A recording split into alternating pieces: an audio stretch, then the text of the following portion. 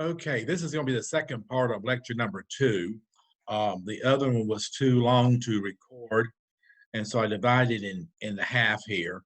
And I want to start off discussing the New England colonies, the colonies to the north of Virginia. These colonies are going to be formed mainly because people are seeking religious freedom. Unlike Virginia, they're more concerned about actually, hold on, they're actually concerned about religion more than they are about agriculture. The American South is quite different from what the New England will be, and this will be in place from the very beginning. Both areas have interesting histories, and both areas are quite different from one another. And of course, it's going to eventually lead to a civil war because of their differences. The New England colonies are going to be first established in around the time period of 1620. That is when the Pilgrims come across the Atlantic Ocean. Their leader is William Bradford. They come over seeking religious freedom. The Pilgrims have been mistreated in the main body of Europe. They've also been mistreated in England, and they want a place to come to live in peace and to raise their children and to form their lives here. The leader, of course, was William Bradford. William Bradford is going to get his people together, his men together, over 100 of these men. They're going to meet on the Mayflower. And here they write what is called the Mayflower Compact. The Mayflower Compact is rules for self-governing. And so we actually start seeing a turn toward democracy, a turn toward personal freedoms here with the people who come into Plymouth. Now, this colony is going to have a hard time getting established, mainly because of trying to farm. The land is real rocky, and they have a hard time building large farms. Most of these folks will have a simple house and a small garden. And in the garden, they'll have the food they need to feed their own families. You'll also see them bringing over hogs and cows and chickens and other animals that will be part of their diet. And so they're going to have a very humble beginning here at Plymouth. And actually, they would not have made it if Massachusetts had not shown up in 1629, 1630 time period. And of course, it's going to have a royal charter. Massachusetts has a royal charter. They come out of the Virginia Company. They come out of the London Company. That's who sponsored them over here. Their leader is John Winthrop. John Winthrop is a Puritan. And most of the people who do come to the areas of Massachusetts early on, the Massachusetts colony, will be Puritans, okay? A lot of these guys are leaving because of England going into war. King Charles I tries to bring back the Catholic Church during this time period, and by 1629 and 1630, you have the Puritans who are fighting the Catholics in England. And this is going to be a major war that's going to last until about 1659 time period. The actual fighting ended around 1650. So you got about 20 years here of serious warfare going on in England, and a lot of people do flee and they come to North America. Whenever you have war, people go elsewhere. They try to find a new place to go to get out of war here. All right, in 1630, they're going to establish a little village called Salem. That's your first village. And then they're going to start building what is called Boston. All right, Boston's established in 1630. By 1635, this is 5 years into it, guys, they have 20,000 people that cross the Atlantic Ocean to get here. Now, the average ship can carry about 120 people across the Atlantic Ocean. So you do the math. You divide 120 people into 20,000, and you see how many voyages took place between England and New England, as they called it here in this time period, as they started coming in here by the droves, trying to find a better life here. These folks will build small villages. They'll have small homesteads, and artisan trade becomes a major part of their economy. A major part is going to be agrarian yeoman farmers. And also you're going to have with them the artisans. The artisans make up most of the households here. The women are involved in making perfumes and candles and blankets and woven materials and all this good stuff. The men are trying to blacksmith, be carpenters, be tanners of hides, these sort of things. It's also during this time of early Boston, you start seeing a major rise towards shipbuilding. Shipping becomes a major part of this colony's economy. And so you're going to start seeing them going to the woods and getting these large trees, cutting them and making ships out of them. When you have ships, you have shipping, and they start carrying goods across the Atlantic Ocean to London and bringing goods back from London, from Europe, or from England. Okay. They also get heavily involved in fishing. So they are going to be a very diversified colony up here in Massachusetts during this time period. They also use what is called the bartering system. They're going to exchange goods for goods. There'll be no money or very little money involved in this colony. The main thing here, guys, is bartering goods for goods here. Okay? Now, John Winthrop is going to do several things as a governor of Massachusetts. The first thing he does is he defines who a citizen is. He tells the people of Boston, the people of Massachusetts, that a citizen is a 21-year-old male, they totally left women out, a 21-year-old male who is married, has a family, and owns property, and is a church member. So a citizen has to be a married white male. He has to be married. He has to be a landowner. He has to be a church member. All right. He has to have a family to support, or he's not going to be a member of a voting society of this time period. So politics left a lot of men out. If you were single or you didn't go to church, you couldn't vote. You had to be a married white male in order to be a voter in this time period. Well, some folks didn't like this. They believed totally in separation of church and state. And one of these folks is going to be Roger Williams. And Roger Williams is going to pack up in 1636. He's going to pack up in 1636, and he goes and forms a new colony to the south, and the new colony is called Rhode Island. Rhode Island colony is formed because Roger Williams does not believe that church and state should be together. It should be totally separated. Okay. The other thing that Mr. Winthrop does as governor is he creates a board of magistrates. The board of magistrates is going to be in charge of public works, and he's going to make sure that Boston has good roads, a good harbor. They have ample water supplies. They have a good sewage system going on here, and so these folks will be in pretty good shape here with John Winthrop as their governor in this time period. Okay. So he's going to tell who a citizen is, and he's also going to tell how they're going to govern and how they're going to oversee their society. By the way, with public works also comes the law enforcement. You'll have the sheriff's department, you'll have a jail, you'll have a court system, you'll have lawyers and judges and so forth here. They'll take care of any kind of disputes that are legally infused during this system or during this time period. Okay? Now, being Puritans, and also being pilgrims, these folks want to make sure that their children can read the Bible. And so these people are heavily involved in education. Of all the countries in the Atlantic world, and this includes West Africa, Portugal, Spain, France, England, Scotland, Iceland, Canada, all of this region, of all of this area, Massachusetts, Boston, is the most literate place in the world. Of all the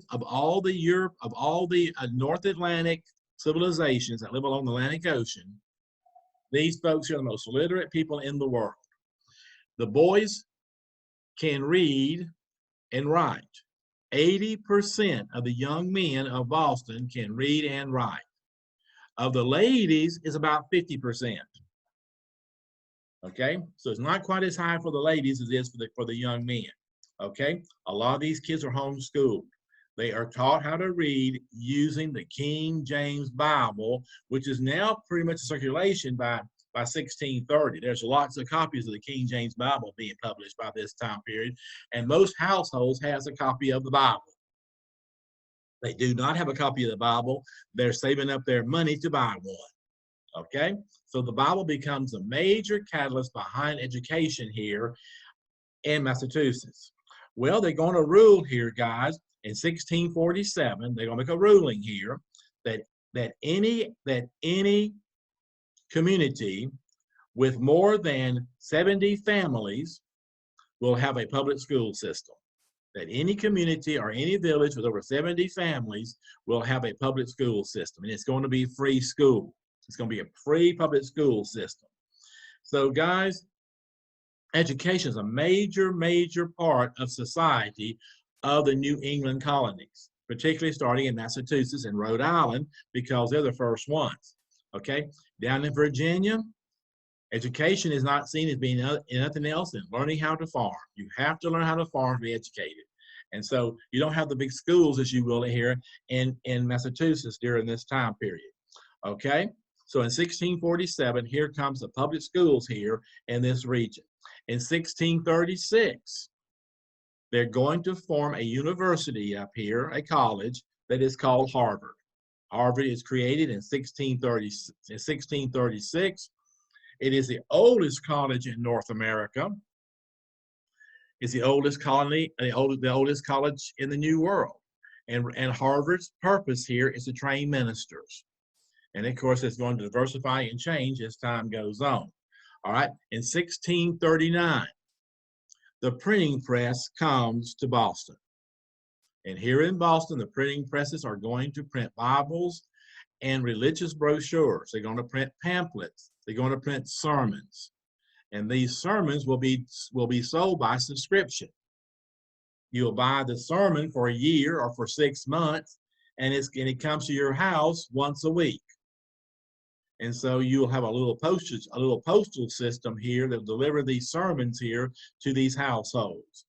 And so you'll have people reading sermons within the households. So church plays a major role in the life of the people here who live in Massachusetts.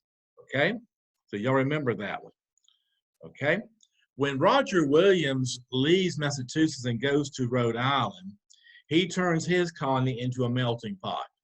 He allows anybody seeking freedom to come to his colony. So he's going to be filled with some Catholics and some Huguenots, and he'll be having a lot of Protestants. Actually, Roger Williams is going to start his own church.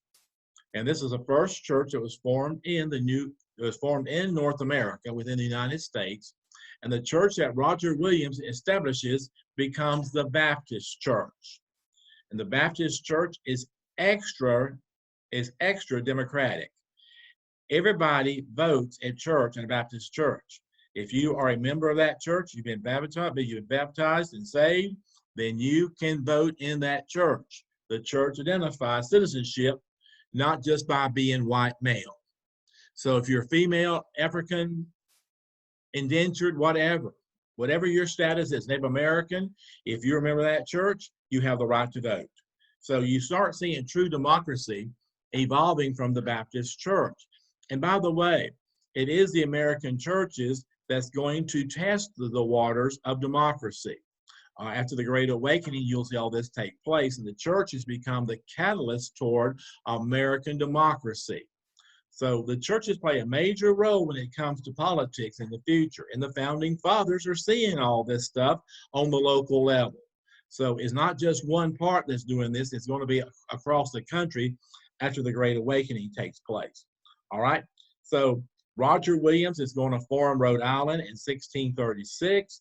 He defines a citizen as being a white male that has no other stipulations to it. And of course, he believes in religious freedom, and the colony is open to all. Another colony that's formed out of Massachusetts is going to be Connecticut. Thomas Hooker is going to leave Massachusetts, also upset over the rules. And in 1635, he forms what is called Connecticut. They'll be ruled by what is called the fundamental orders. And Mr. Hooker is going to start having a colony that's also a melting place, just like Rhode Island is. These men are very progressive. They're very open toward immigration. And they realize that anybody who comes and works hard can make it in their colonies. And then John Wheelwright is going to form another colony. Now, this colony had been around as a Swedish colony early. They had moved out. They had gone down toward Delaware in this time period. And John Wheelwright kind of picks up the pieces here in the late 1630s. And his new colony is called New Hampshire. So when I say the New England colonies, I am talking about Massachusetts, Rhode Island, Connecticut, and New Hampshire. Those are your New England colonies that are formed north of New York State. All right, it's formed north of the Dutch in this time period. South of the Dutch will be Virginia and Maryland, and both colonies are quite different here. So, a matter of fact, let me give y'all some things that New England has in their economy that the South does not have. Number one, they're going to have shipbuilding. The American South is not really interested in shipbuilding, they're interested in growing tobacco. All right, you're going to start seeing major fishing take place. The Grand Banks are not too far off the coast of Massachusetts, and here comes big fishing. They're going to salt the fish and put this salted fish into big, large wooden barrels. And these barrels of fish will go to England. We will supply food for England here out of this region because of fishing here. You're going to start seeing merchant houses. Merchant houses are going to bring supplies and goods in from England. They'll have well-stocked stores here. You can find all kinds of cloth. You can find all kinds of vegetables that have been stored. You can be able to find all kinds of meats and dried meats and fish and so forth here. You're going to find tools of various kinds. And of course, you'll find candles and perfumes and all this good stuff here and these mercantile stores here in Boston during this time period. In the South, only your larger coastal systems will have merchant houses. And these are not very big cities. You're looking at Richmond, you're looking at Norfolk, you're looking at Baltimore, you're looking at Annapolis, you're looking at eventually Wilmington, North Carolina, and New Bern, North Carolina, and you'll eventually will be looking at Charleston, South Carolina, and in the mid 1700s it'll be Savannah, Georgia. So there's not a whole lot going on inland as far as mercantile is concerned. Oh, there are peddlers who do go into the interior of the South to sell items, but most of the time these plantation owners will go to the large cities like once or twice a year to buy supplies, and that's how they do their business. Whereas Boston is open 24/7 as far as getting supplies. They're available. You can get them pretty readily in Boston in this time period. You also see the rise of insurance companies in New England. Look at Connecticut. Look at the Hartford. Look at how many insurance companies are based in Hartford, Connecticut. All right. Look at the banks here are opening up. And you have financial institutions that are opening here in this region. So it is quite different in New England than it is the American South. Okay. The yeoman farmers have their small farms. They mostly feed themselves. They mostly feed themselves. And a lot of these farmers are artisans. They farm the land. They teach their children at home. They are very much involved in the church. They're involved in the community. Okay. But they're also the blacksmiths, the silversmiths, the carpenters, the potters who make pottery, the basket makers, the weavers of cloth, and so forth. And oftentimes you'll see the women inside these yeoman households that have their own industries. The men out front might be a blacksmith, but inside the house she's making candles, or inside the house she is trying to get wool fabric made, or she's trying to make clothing here. She's a seamstress or a tailor. So you start seeing these different divisions of work here, and sometimes these families might have two or three incomes, depending upon who else in the house and what they're doing. So y'all remember that New England is totally different from the American South. From day one, they're going to have their differences. Now, as time goes on, New England becomes heavily involved with the trade in the South. They're going to send their ships down to the large harbors here along the Atlantic coastline, and in their boats, they're going to carry tobacco back to England. When they return, they'll bring back African slaves, and supplies, mercantile items for the Southern people. So the triangular trade routes will go from say, Richmond, or from Norfolk, Virginia, go across the Atlantic Ocean to, say, London. And here the tobacco is unloaded to be processed, and they load up all kinds of supplies, materials, trade goods, and they head off down to Africa. And here they are going to provide the slave forts with various items that they need, various food stuff and supplies. And then they load the boats full of slaves heading back toward the South again, making their way across the Atlantic into the Caribbean, and then making their way up toward Georgia and the Carolinas. And I'll discuss more of this later in class. But this becomes your triangular trade route here between the Old World and the New World.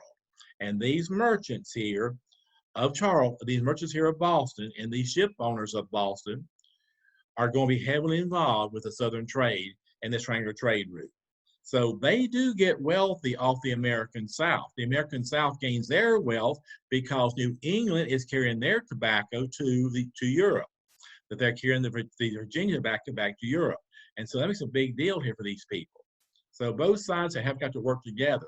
When George Washington made his address the American people, tell us goodbye, he's leaving the presidency, he mentioned this. He says that New England and the American South have been partners for a long time, and they should continue their trade relations. That the South is the producers of goods, and New England are the transporters of goods. They should never let this break down. And he says, if the passions break this down, civil war will come. And of course, 65 years after Washington warned us, we go into civil war because the North and the South break down over their economies. They get jealous, they get greedy, is what it boils down to. All right, and it's going to lead to a major American civil war that'll have a lot of different influences that are involved in it. It's just not about slavery; it's about trade and all kinds of political issues here. And we'll go through all of that here, as I said, as time goes on. Now, what happens here between 1629 and 1649 is pretty crazy in England. King Charles I has brought back the Catholic Church. The Puritans do not like it. The Puritans make war on the Catholics. Now, this war looks like the American Civil War in reverse. The American South in this war would be Scotland. The American North in this war would be England.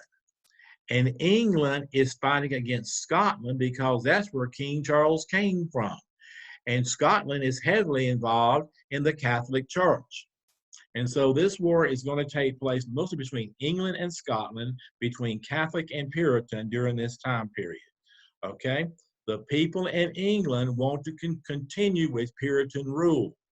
King Charles does not want that. He wants the Puritan Church thrown out of Parliament and replaced. This is what causes the problems here. It's political infighting, mainly in Parliament, between the King and Parliament during this time period. Okay? We had some horrific battles in this war. The Battle of Edgefield was extremely bloody. After this battle took place, the soldiers from both sides are going to march to the coastline, and they board ships and come to America. That's how bloody this war is. They actually left the battlefield, went to the port cities, found ships going to America, and took off. The Scots came to the American South. And a lot of your Southern traditions are going to come from Scotland. They're heavily influenced by Scottish traditions. So these Highland people come to the American South and they settle in. A lot of your war practices in the American Civil War that the South performs, like the rebel yell, came from Scotland. So you're going to start seeing a heavy influence of Scottish tradition, Scottish folklore, Scottish music and dance coming to the American South after the British Civil War has taken place here. Well, in 1649, they got King Charles and they cut his head off. He went to the Tower of London and he was executed. His family is going to flee to France. He's got two sons. One is named Charles II. The other one is named James. James II, named for his grandfather. Okay, and here in France, they hide out during this time period. England decides to put in a Lord Protector to oversee the kingdom. They don't trust anybody else to be their king during this time period. And so they're going to bring in a gentleman whose name is Oliver Cromwell. Oliver Cromwell is nothing more than a dictator. Everything in the past that England has progressed upon, including Parliament, Oliver Cromwell tries to get rid of it. Anything that King James has done, anything that Elizabeth has done, he tries to get rid of it. He wants to start his own agenda and rule England the way that he wants it ruled. So he comes in, guys, as a very stern ruler, and he's going to dissolve the House of Commons. So it means the poor folks don't really have a voice in Parliament anymore. He'll keep the House of Lords because that's the wealthy class. But as far as the middle class is concerned, he does not care for them. You can say that his term is what will be, will be. What it is, it is. That's how he felt here in this time period as the leader, as the leader here of England, as the Lord Protector of England. Well, guys, after a very troublesome 1650s, Cromwell dies. He died in 1659. And when he died, the English people were totally tired of how Oliver Cromwell had ran the country. And they want to return it back to normal. They want to turn it back the way it used to be when King James and Elizabeth and the others were kings and queens of England. And so the people of England demand that their king come back to them. They want the son of King Charles to come back and rule them as their king. Before they brought him back over, however, they talked to Charles II, and he agreed to be just like his grandpa. He said, I'll rule England just like my grandpa had ruled England, just like James I had ruled England. And this made the people of England very happy. They rejoiced in having their king back and reestablishing Parliament and bringing back the House of Lords and the House of Commons, bringing it all back together the way it used to be. Well, guys, during this 30 years of turmoil, they built no colonies. Massachusetts grew. People left because of the war. People came to the American South because of the war. They left England because of the war. But as far as expanding colonies, they did not do it. And so King Charles II, who is restored to the kingdom, is going to build what is called the Restoration Colonies. The Restoration Colonies are the colonies that come into play after 1660. These are the colonies that King Charles II is going to formulate. The first one is going to take place in 1662 time period, and this new colony is going to be North Carolina. 1663, the land below Virginia opened up, and a lot of your poor whites and a lot of your indentured who came across during the indentured time period are going to go to North Carolina. They're going to make New Bern the capital of their new colony, and they settle along the east coast of North Carolina. I want to tell you guys, by the time the Revolutionary War comes around, within 100 years, they're all the way out to the Smoky Mountains. They're out there past Charlotte. They're out there toward Asheboro during this time, or Asheville during this time period. They're moving on here. And the North Carolina becomes a very productive colony because they also grow tobacco. Now, during this time period, another crop is going to come to the American South. The crop is going to be hemp. They're going to grow hemp because hemp is used to make ropes out of. It takes 300 acres of hemp to make enough rope for one boat. So a lot of these guys are going to start dividing up their crops between tobacco and hemp. Another crop that comes into play is going to be indigo. Indigo is a plant that stalk produces deep blue dye, indigo dye. And with the wool industry, this dark blue dye is very desirable to dye the wool cloth with. You can make it real light blue, real dark blue, medium blue, whatever, from using this indigo plant. And so they started growing indigo. They cut the leaves off the indigo plant and they boiled the stalk. And that's where the dye came from. So guys, tobacco, hemp, and indigo begin to show up here during this time period. And you're going to start seeing diversity. Remember, New England are the shipbuilders. They need rope. They get the rope from the American South, from the hemp growers. And by the way, George Washington and Thomas Jefferson and a lot of these founding fathers from Virginia were hemp growers. And for another sideline on hemp, you can also smoke it and get high off of it. And I'm sure they did a little bit of those left-handed cigarettes out there, making those hemp cigarettes and smoking them too out there in this time period. But they did have hemp here, and it was legal to grow here.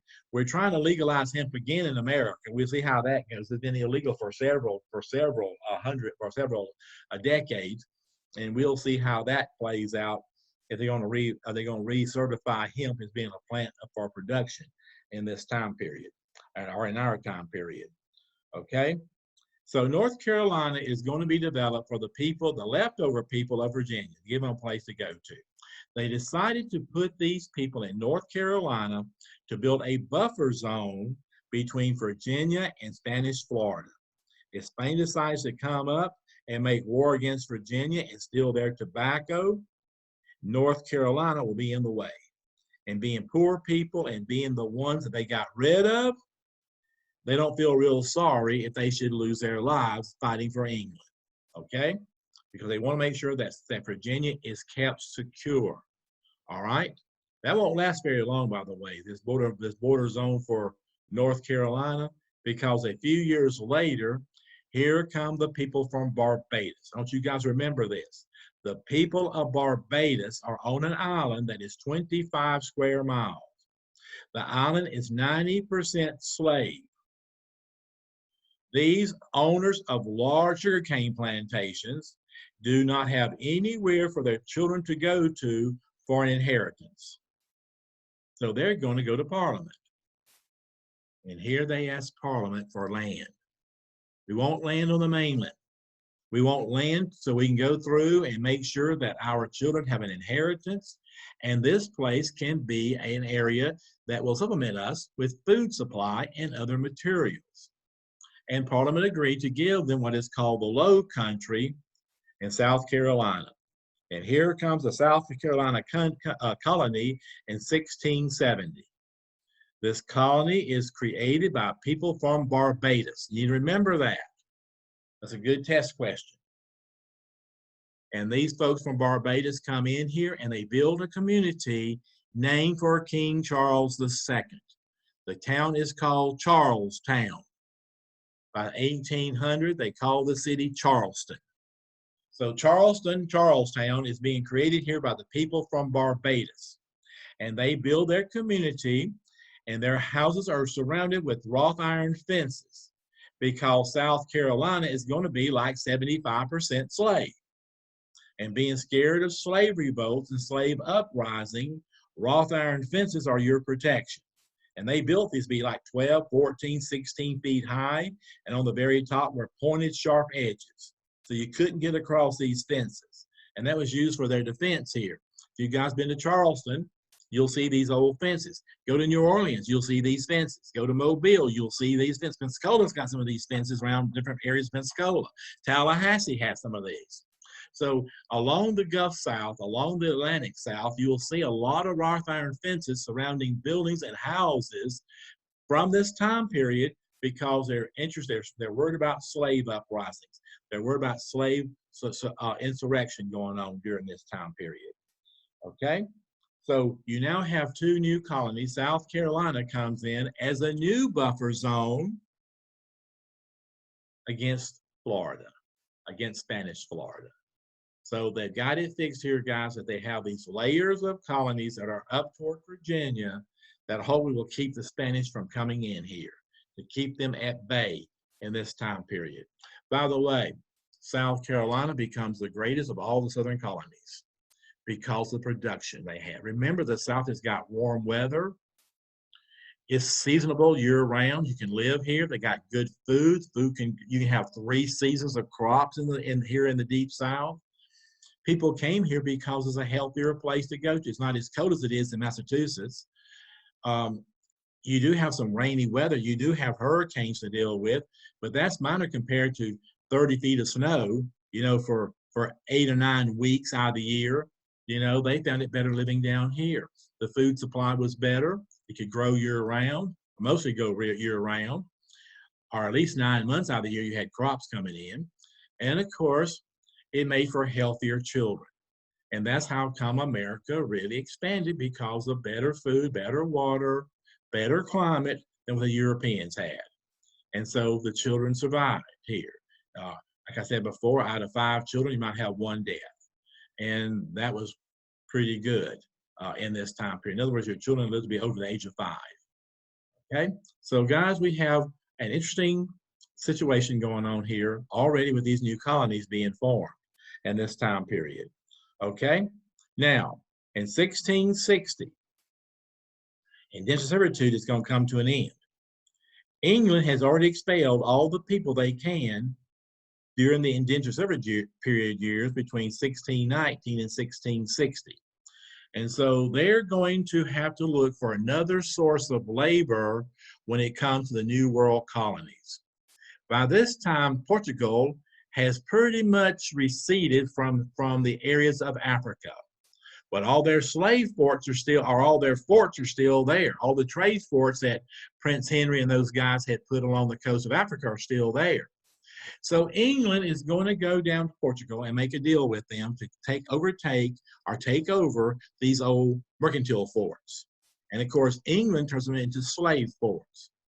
And they send in their architects, they send in their engineers, they send in their carpenters and their builders, and they totally flip these old trade forts into slave forts. Okay? King Charles II says we're going to start a corporation that oversees slavery. And these will be stock-based companies. I will not personally put money from the kingdom into the slave trade. Individuals have to invest in these companies, and they will receive the benefits of the slave trade. Okay? So it's a big investment opportunity is what it boils down to. Okay? They formed what is called the Royal African Company. The Royal African Company. I got a book here in the bookcase behind me back here in my living room that has the complete history of the Royal African Company. That book is close to 1,000 pages long. And I want to tell you, I learned things I never knew from reading that book. I think every American needs to read about the African slave trade and how it evolves in today's America, and how we need to go through and make some major changes, especially when it comes to the police and Black Lives Matters and all this kind of stuff. And you can see where it all starts here, guys, the evolution of all of this from England. We inherited slavery from the British. I want you guys to realize that. And the British got rid of slavery almost 30 years before we had the Civil War take place. And we should have done the same thing England had done in 1631 and ended the slave trade and ended slavery across the empire, across the nation. But the American South was so heavily indebted and people working that they could not see themselves doing that. But it could have been done. It had taken progressive people, progressive politics, which we did not have in the early 1800s. We did not have this. We had some poor presidents during this time period. They didn't do anything for the American people, in other words. And so you have lots of trouble here. But King Charles started it all with the Royal African Company. And this company is heavily invested. As a matter of fact, in today's dollars, in 21st century money, the Royal African Company was bringing in close to $30 billion a year. $30 billion a year. That's the same size Coca-Cola is, guys. That's about the size of Delta Airlines. So it's not an itsy-bitsy little company. It's a major, as a matter of fact, this company controlled 10% of the British economy during this time period. The slave trade was 10% of the British economy during this time period. Well, the Royal African Company started looking for suppliers. They need supplies. They need shackles. They need rope. They need various materials down here to have a successful slave trade business, to go through and restock it. They had to get food suppliers lined up to send food regularly down here to Africa. Okay, part of your major fort system down here was having a fort manager, an assistant fort manager, somebody over personnel. You had to have suppliers. You had to go through and have buyers. You had to go through and have stockroom people, people who did inventory. So guys, these African slave forts that England builds can look like a Walmart store when it comes to management style and how it's operated. It's very similar. Or like Amazon is created. It's a major, major corporation here. Okay? Then England knew there are hundreds and thousands of young boys across Europe that had no place to go to, and they recruited them. The boys of Berlin come to England and join the Royal African Company. Anything is possible. They made lots of money. All right. They also went to Germany, who were some of the best shipbuilders, and had ships built here for the Royal African Company for the slave trade. They took old ships and modified them. They took out the 6 decks and put 12 decks inside these ships. The ships were designed to hold 120 people. Now they could hold 600 in the slave trade business. And they bought ships from Denmark. They brought ships over from America. They were built over in Massachusetts. They got ships in from Germany. Anybody who built ships, the Royal African Company courted them. It's like the airlines going to Airbus or going to Boeing to buy jet airliners. They're going to Brazil to buy them from Brazilian. So it's interesting, guys, how this all transpires here. And then they formed an insurance company. The insurance company guaranteed the value of the property being used on the African slave trade. And part of this property was the human cargo. When you were put on the boat to come to North America, they inventoried you. You had a number that was put down for your name. They had a number system that had a barcode. They had barcodes during this time period. They wrote down a number. They gave a description of who you were, 21 black male, 6 foot tall, weighs 140 pounds. Wrote all this down. Valued at $1,000 or $2,000. And you were actually registered with Lloyd's of London on an insurance policy. If you should die going across the Atlantic Ocean, they march your name off the list.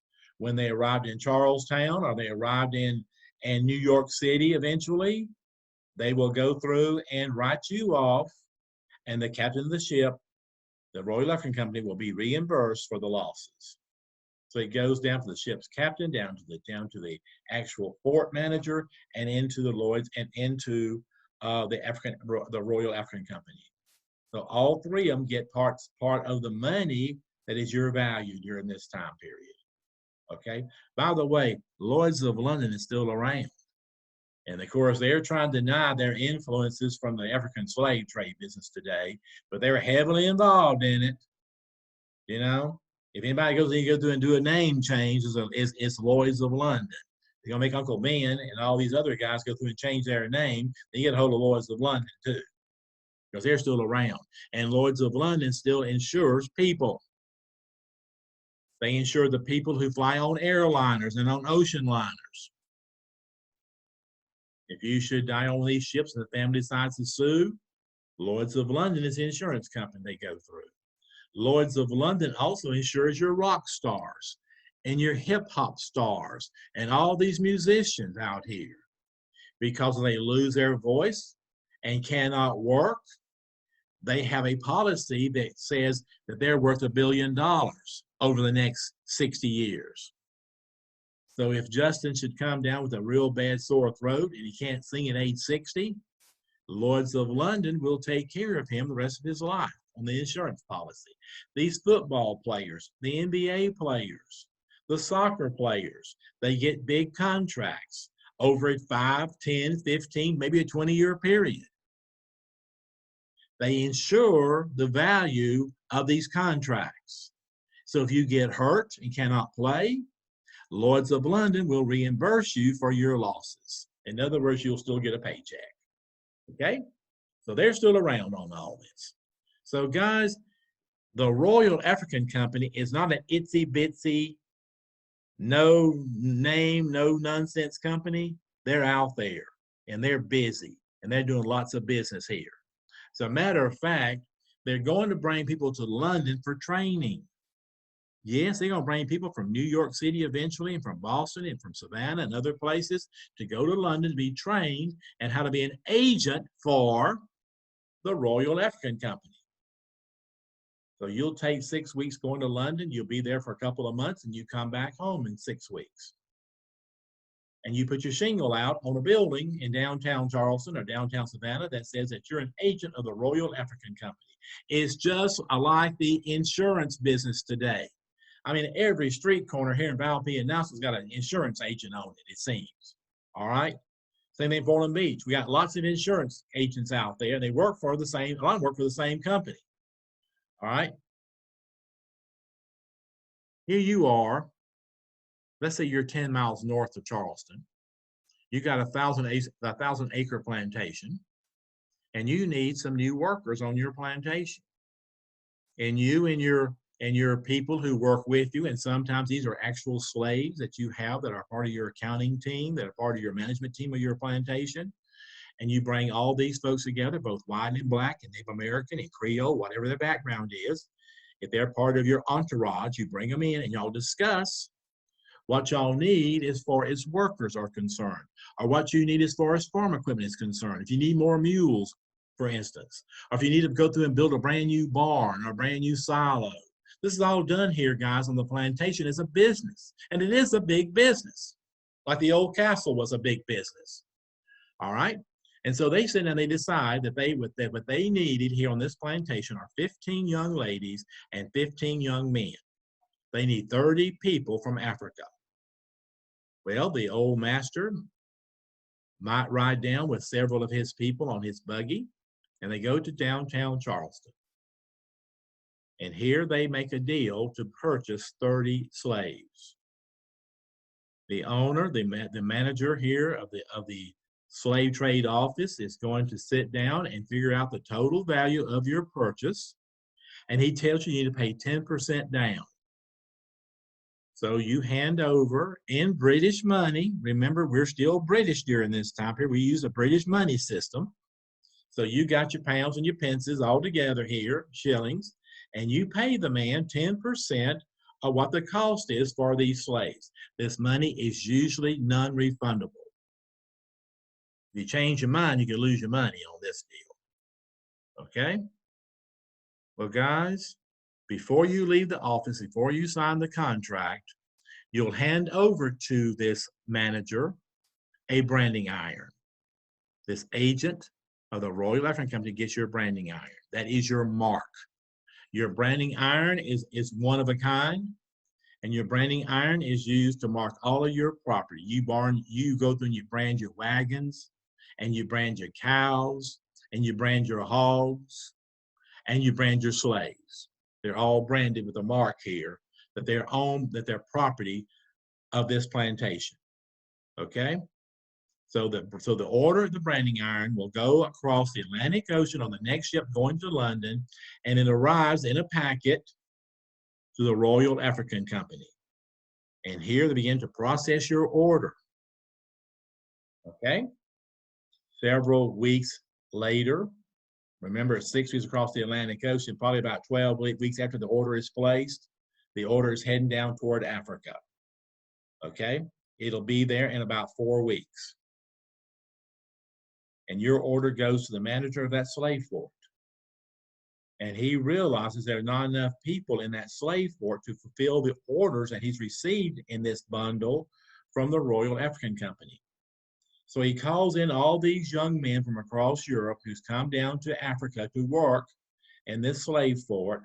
He calls them all together, puts together an army, and out they go into the savannas, into the jungles, looking for people to capture. Sometimes they use local chiefs of African tribes to get information about where to go to find new people. And remember, guys, when it's all said and done, they all are involved in this. You might spend 10 or 12 years telling where to go look, and all of a sudden you're the ones being captured. It's not unusual here. And these guys will walk off into the jungles, into savannas. They have their wagons full of their tools with them, their shackles, their ropes, and so forth. And they scout out a large village.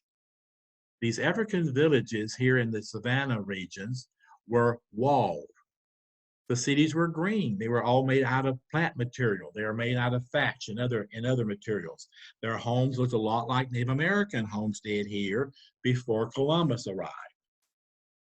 Okay? These slave men, these mercenaries from the slave fort are going to hide out until sundown. They take places to watch what's going on in the villages. They have observation points here. And they look and they survey what's going on here, and they watch the villages. They see the farmers coming in from the farmland surrounding them. They see the herdsmen herd the cattle back into corrals to be closed up, both cows and horses. They see the people enter into one of the 4 gates into the village, a north gate, south gate, east gate, west gate, are kind of like Eglin is. All right. The gates are closed. The gates are locked for protection. And there's guards there. So if anybody else should come up, they can be let in and so forth. And then they watch the villagers as they get ready for the evening meal. They see the moms and the dads getting food prepared. The little kids are playing with their puppies and their cats. The little kids are playing hide and go seek and ring around the roses and running and jumping and doing what little kids do. They see the grandparents, the ones who are the babysitters, the ones who watch the children while the parents are at work. And then they watch them eat their meal, say their prayers, tell their folk tales, their stories around the campfire, entertaining one another. And the little kids begin to fall asleep on their laps as they tell these stories, as they sing their songs. The kids are gingerly put into their beds in the huts. The young folks help the old folks into the hut, get them bedded down, and then they go to bed. About midnight, all hell breaks loose. These mercenaries from these slave forts begin to shoot bows and arrows, or start shooting arrows into these villages, and on the tips of these arrows are fire.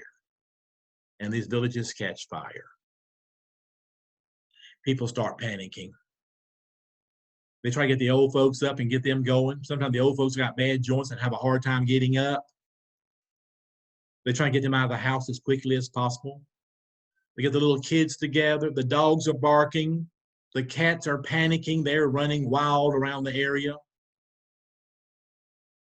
And these families try to hit those doors and get out as quickly as possible. But behind those large gates, behind those doors to the outside world, behind those gates, stand these mercenaries. They got clubs in their hands. And as people run through these gates, they hit them on the back of the head. They put these knocked out people on the side of the savannah, on the outside of the village here. And all night long, they're trying to round up people. People catch fire. People burn to death. People can't get out of these huts. Little kids die.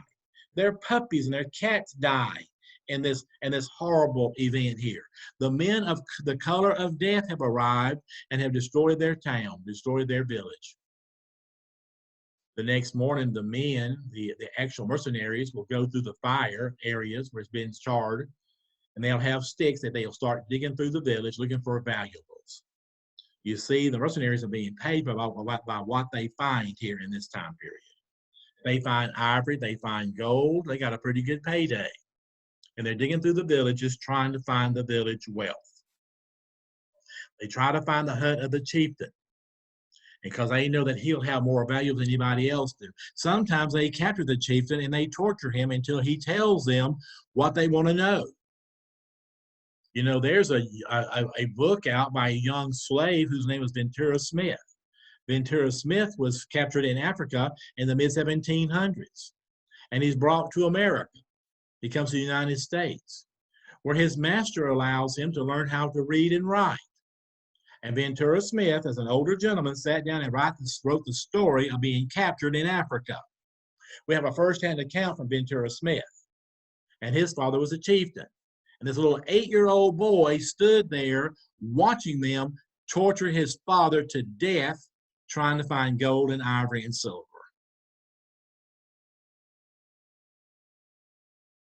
I want to tell you something. America's got to start reading its history and understanding where all this mischief and all this hatred and all this mess came from. And I want to tell you, I'm not politically correct. I'm going to lay it out there the way I read it and the way I understand it. And I want you guys to go and read about it and try to understand it on your own and put it together. That's what college is all about, making you think on your own so you can make good decisions and run good businesses and become a successful person. Make you think outside the box. Around 10 o'clock in the morning, these mercenaries who've given up on trying to find any more treasures go to the edge of the woods, and here they start tying up these people, pouring water over them, trying to get them woke up. A lot of them didn't wake up. A lot of them were killed. A lot of them died here. They first took the old people, the ones that nobody wanted. I don't know why they just didn't leave them behind and let them, the young and the little kids, stay together and try to rebuild civilization from what's left over. But any child under the age of 3 and any old person was genocide. They cut their throats. They murdered little children here. If they had left them behind, they could have taken care of themselves and would grown up and been had a future of some kind. But no, these greedy Brits in their slave trade system only wanted wealth. They only wanted money. They won't leave anybody behind. They tied these folks from neck to neck to neck, and they marched them back to the slave forts. Sometimes they marched these folks for 3 or 4 weeks. If you walk 3 or 4 weeks and all you get is a sip of water from time to time and very little nourishment, you're going to lose weight. And these young men who are 180 pounds are going to be close to 120 pounds when they arrive in these slave forts. These young ladies are going to be nothing but skeletons. They're going to be like 85 or 90 pounds when they arrive in the slave force, they'll be 120, 130 pounds, the normal weight. And here in the slave force, they divide up the families. They divide up the people. Sometimes they go on 3 or 4 rates at one time in different directions and bring back people who have different languages. They can't talk to each other. And here in these buckaroons, they're going to feed them potatoes and cornbread and fish, trying to fatten them back up. Maybe a little bit of pork, trying to get them fattened back up. So when the orders come in and these slaves are rounded up, these folks are captured, the owner of the slave fort, the manager of the slave fort, is going to call for his men to go down to the buckaroons and find 15 young girls and 15 young men to meet this order requirement. They bring them up into the sorting room. Here they number these folks. They're inventoried. They write down the description of the person. They also are going to write down their weight and probably their age. They got an estimation of how old they are. And then they write down the value. Then the insurance document is written out on each of these individuals. So it takes several hours to process 30 slaves. It's not going to be an easy, quick ordeal here, guys. You don't have any computers or any fax machines or anything of this nature. It's all done by paper and pen, and it's going to be transported by boat. Okay? What they did was here, guys, they branded these kids. They were either branded on the back of the arm, they were branded on the thigh, they're branded on the shoulder blade. The old master told them we wanted his slaves branded. Most of them wanted them branded on the arm, because out in the work fields, they usually didn't wear shirts in the work fields. You could identify them pretty quickly with the brands on them. You had any strange people in your farm with a different brand on it? You know, somebody's trying to court somebody.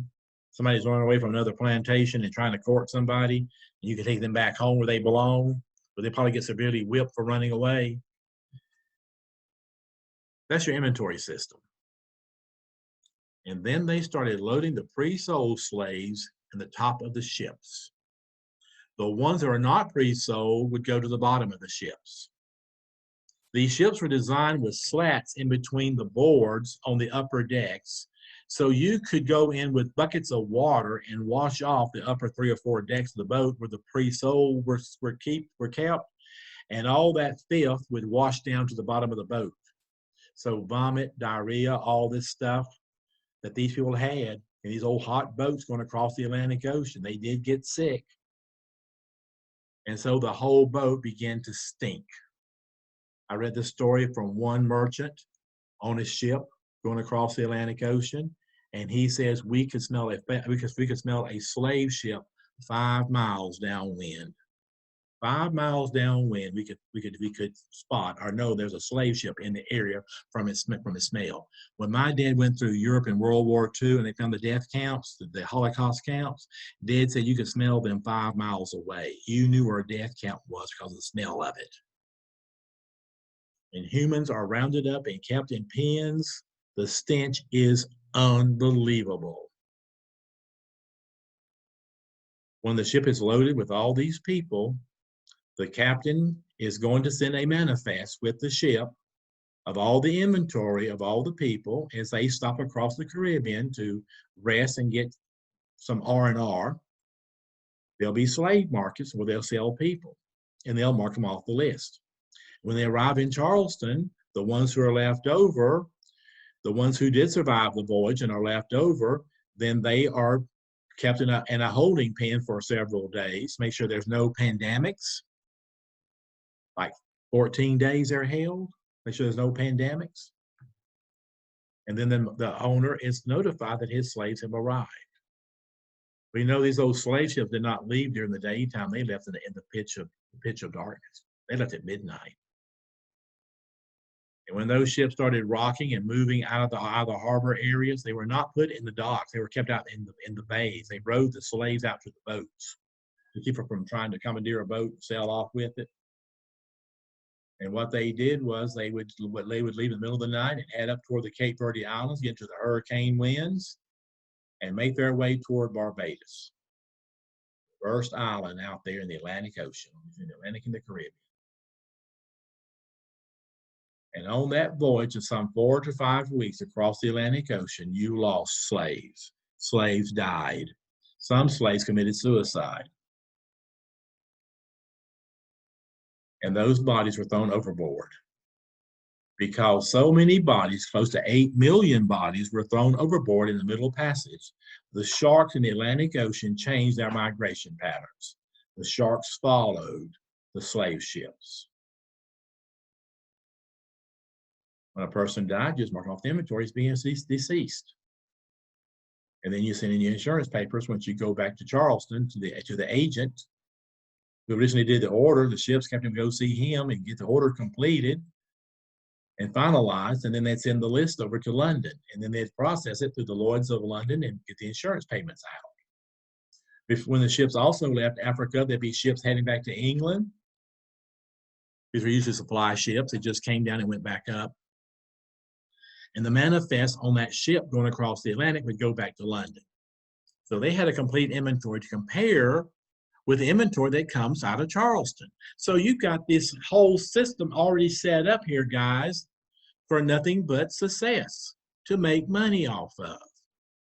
And then that ship arrives in Barbados. They unload the slaves that have been pre-sold. They put them in holding pens. They feed them pretty good because they've been pre-sold.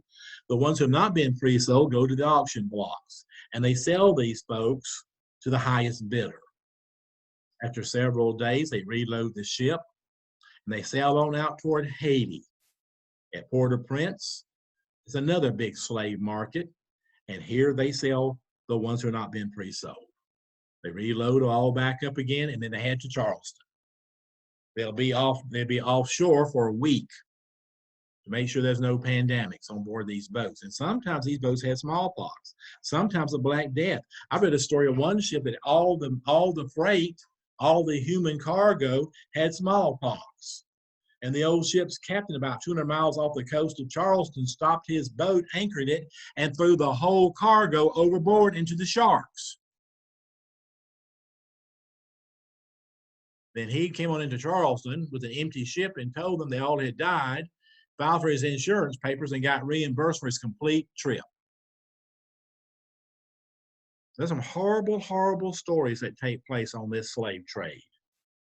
Okay, in that book, the Royal African Company goes through all of this stuff and tells you about these people. You know, one of the big investors in the Royal African Company was John Locke, the philosopher, who said that all folks are created equal and have the rights to liberty, life, and property.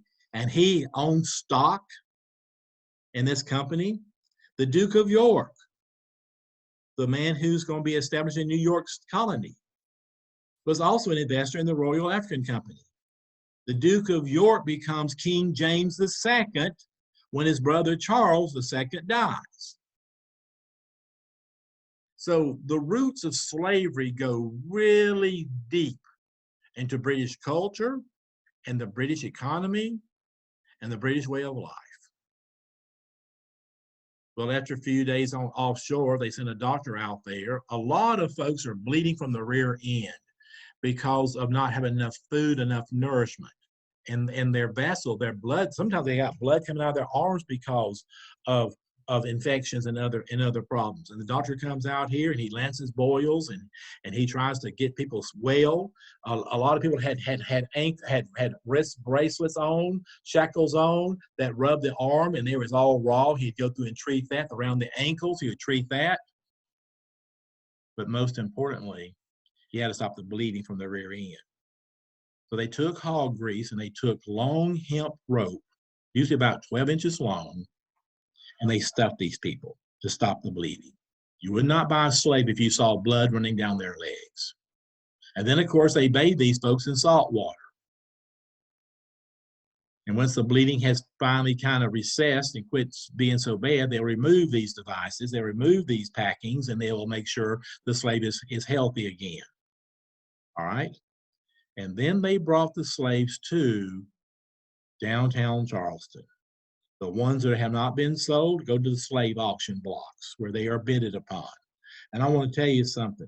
They lined these folks up, and most of the time these folks travel totally nude. They didn't put any clothes on. And here you are, a little boy and a little girl who are 10 years old, 11 years old, and you are totally nude. They have washed you in salt water. If you have any open wounds, that hurt like the devil. They took adult women and adult men and they paraded them to the slave auction blocks. And here they lined them up. And the people who wanted to buy a slave had free access to the people waiting to go on the auction block. They would go and they would go through and look at the women's breasts. They'd go through and look for hemorrhoids. They would see if the woman could have children. They did all kinds of craziness here. They even bent people over and checked them for hemorrhoids. And they never washed their hands. They went from person to person to person doing all this stuff to see what they're bidding on. They'd pull their mouth open and check their teeth. It's crazy. And then they had the auction. And sometimes you had bidding war. Sometimes a large slave man, he might be 6'3" tall or 6'4", weigh close to 200 pounds, very muscular. He might go for $10,000. He might go for 10,000 pounds here in these slave auctions. Children were cheap. A lot of folks just bought children because they'd grow up. If you took good care of them, they'd grow up. And so the children were desirable because they were cheap. I want you guys to realize that child labor has begun here in America in 1619 when they brought those kids over from orphanages to work on the fields, and also in the slave trade when they went through and bought children. And they were desirable. That's why this owner in Charleston wanted slaves who were around 15 years old. He figured that they would survive. Well, a few days later, the agent of the Royal African Company would send a notice out to the owner of the plantation and say that your folks have arrived. It's been almost 30 weeks getting them here. And you get in your big, huge truck wagon. You're going to need 2 of them for 30 people. These truck wagons were usually about 6 foot across and about 8 foot long. They were designed to carry about 4 tons of cargo. They're big, huge wagons. They called them trucks. And you would get your overseers, maybe a few of your trusted slaves, as you called them, some of your household servants that you had as part of your entourage, part of your management team, if you will. And y'all took off down to Charleston. The owner was in his buggy. He'd go first. He'd leave about sunrise. He'd go down to go to the bank, get the money to pay for these folks. By the time the money has been exchanged to the office here, they all walk down to the holding pens, the holding areas, and they inventoried these people off to the owner of the plantation. They marked them off the list. He signed the agreement.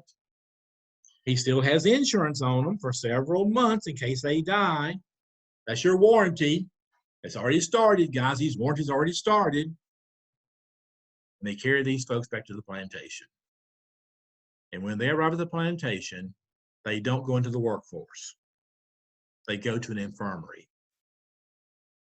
If you got some cotton houses or some corn cribs or potato houses or whatever, and they're empty, and these houses were usually about 30 feet by 40 feet inside, you put the boys in one house and put the girls in the other house. And the women of the household are the ones who took care of these newly arrived slaves. They're sick. Some of these guys have got lung infections. Some of these people have got deep cuts that have got to heal. Some of these people got big boils on their body that's full of pus that's got to be drained and repacked and make sure they don't get blood poisoning from them. And these ladies know all about folk medicine and folk remedies. And they go to the woods and they look for wasp nests and spider webs. And they bring back dirt dauber nest. And they bring back clay, red gooey clay from the hillsides because there's medicinal properties in clay. You ever heard of the dirt eaters? They're people who eat dirt. And the dirt has nourishment in it. And the people around the South knew what to chew and what to eat that came out of the dirt. My grandpa Causey went to a hillside one afternoon with us little kids, his little grandkids, and he found a big vein about this big around of this purple, gooey looking material. I'm sure it's got oil in it. And he used his pocket knife and dug it all out, washed it off real good, and had us go through and chew it. It was like chewing gum. It had the consistency of chewing gum. And Grandpa says this has got minerals in it, and all the old folks used to chew this regularly, and they stayed healthy from doing so. And these ladies got busy treating the injured here. Your first hospitals are on plantations where they treat the children who have arrived from Africa, the young folks from Africa. I want you guys to look for a book. It's by Eugene Genovese, and it deals with the life on a plantation. There's also a book out there called Roll, Jordan, Roll, The World the Slaves Had Made. Y'all need to read Roll, Jordan, Roll.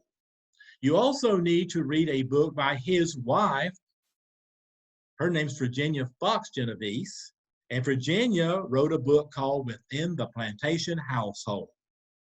White and black women of the Old South. I want to tell you something. That book is so full of history, it'll blow your mind. Eugene and Virginia were both working on PhDs, and this was part of their thesis project. She decided to do the women while he decided to do the history of plantations. So look for the Genoveses, and you can go to Amazon and you can find their books. And but what his deals with the plantation, hers deal with women in the household of the plantation. Both are excellent books to read. Okay? And I do take my lecture notes from these books. A lot of the stories I have just told you came from these books. All right? The more you read, the better informed you are. And I want you guys to start reading.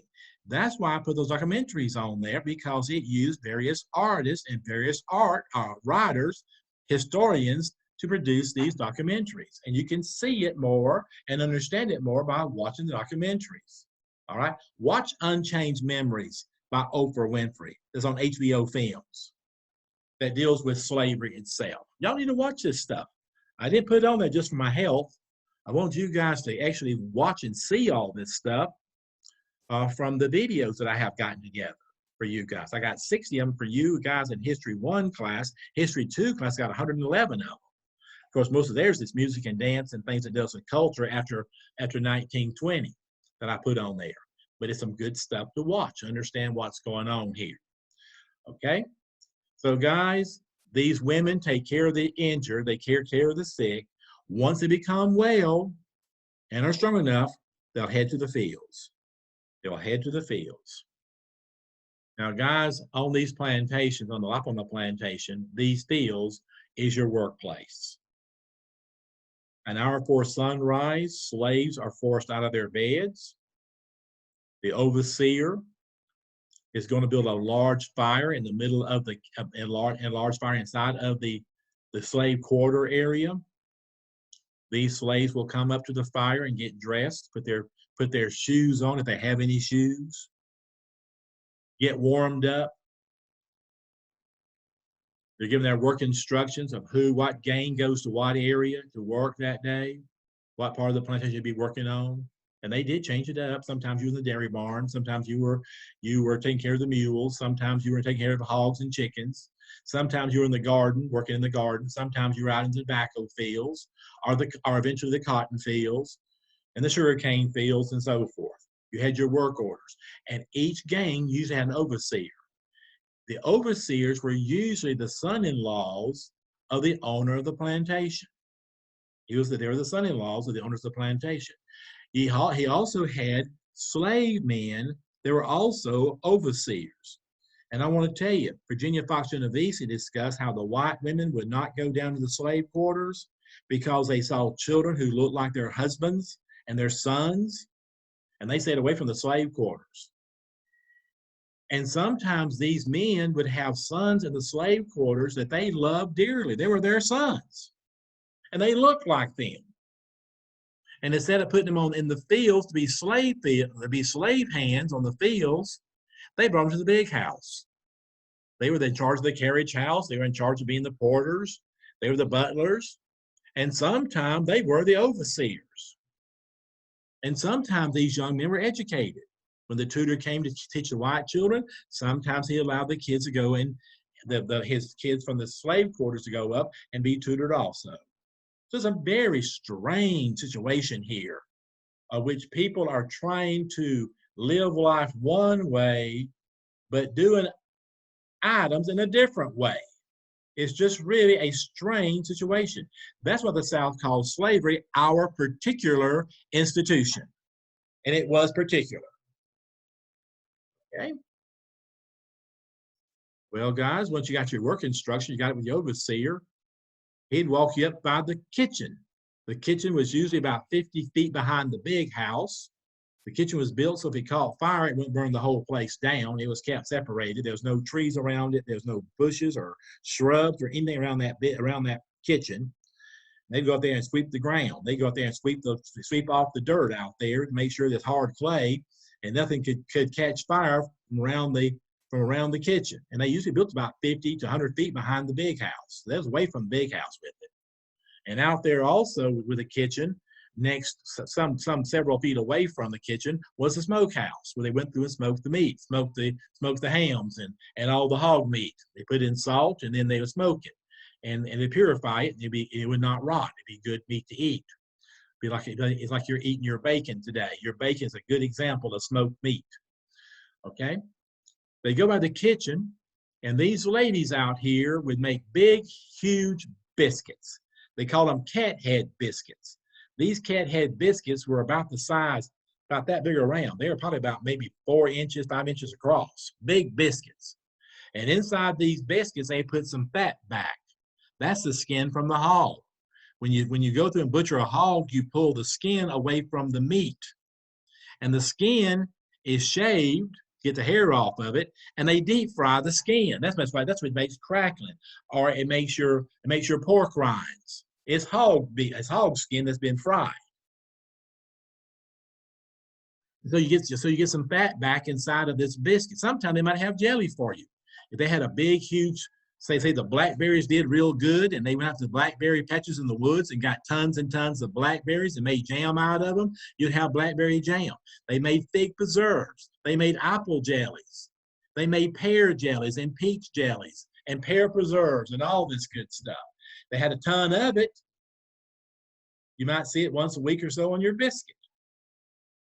They also put syrup on your biscuits. They put a hole in top of the biscuit and pour some syrup in there. And so you go by the kitchen as if you went to the drive-thru at Hardee's or one of your other fast food places, and they get a couple of biscuits. Some of the larger guys might get 3 or 4 biscuits. And on the way to the tool shed, on the way to the mule barn, they ate their biscuits. There's water wells all over the place. There's one next to the kitchen. There's one next to the barns. So you might stop and get yourself a big drink of water. Okay? You also had wagons that would go out in the fields with these people, and sometimes they'd ride on the wagons if the fields were a mile or so away. And on these wagons, you had barrels of water. You got to make sure that your people stay hydrated in these fields.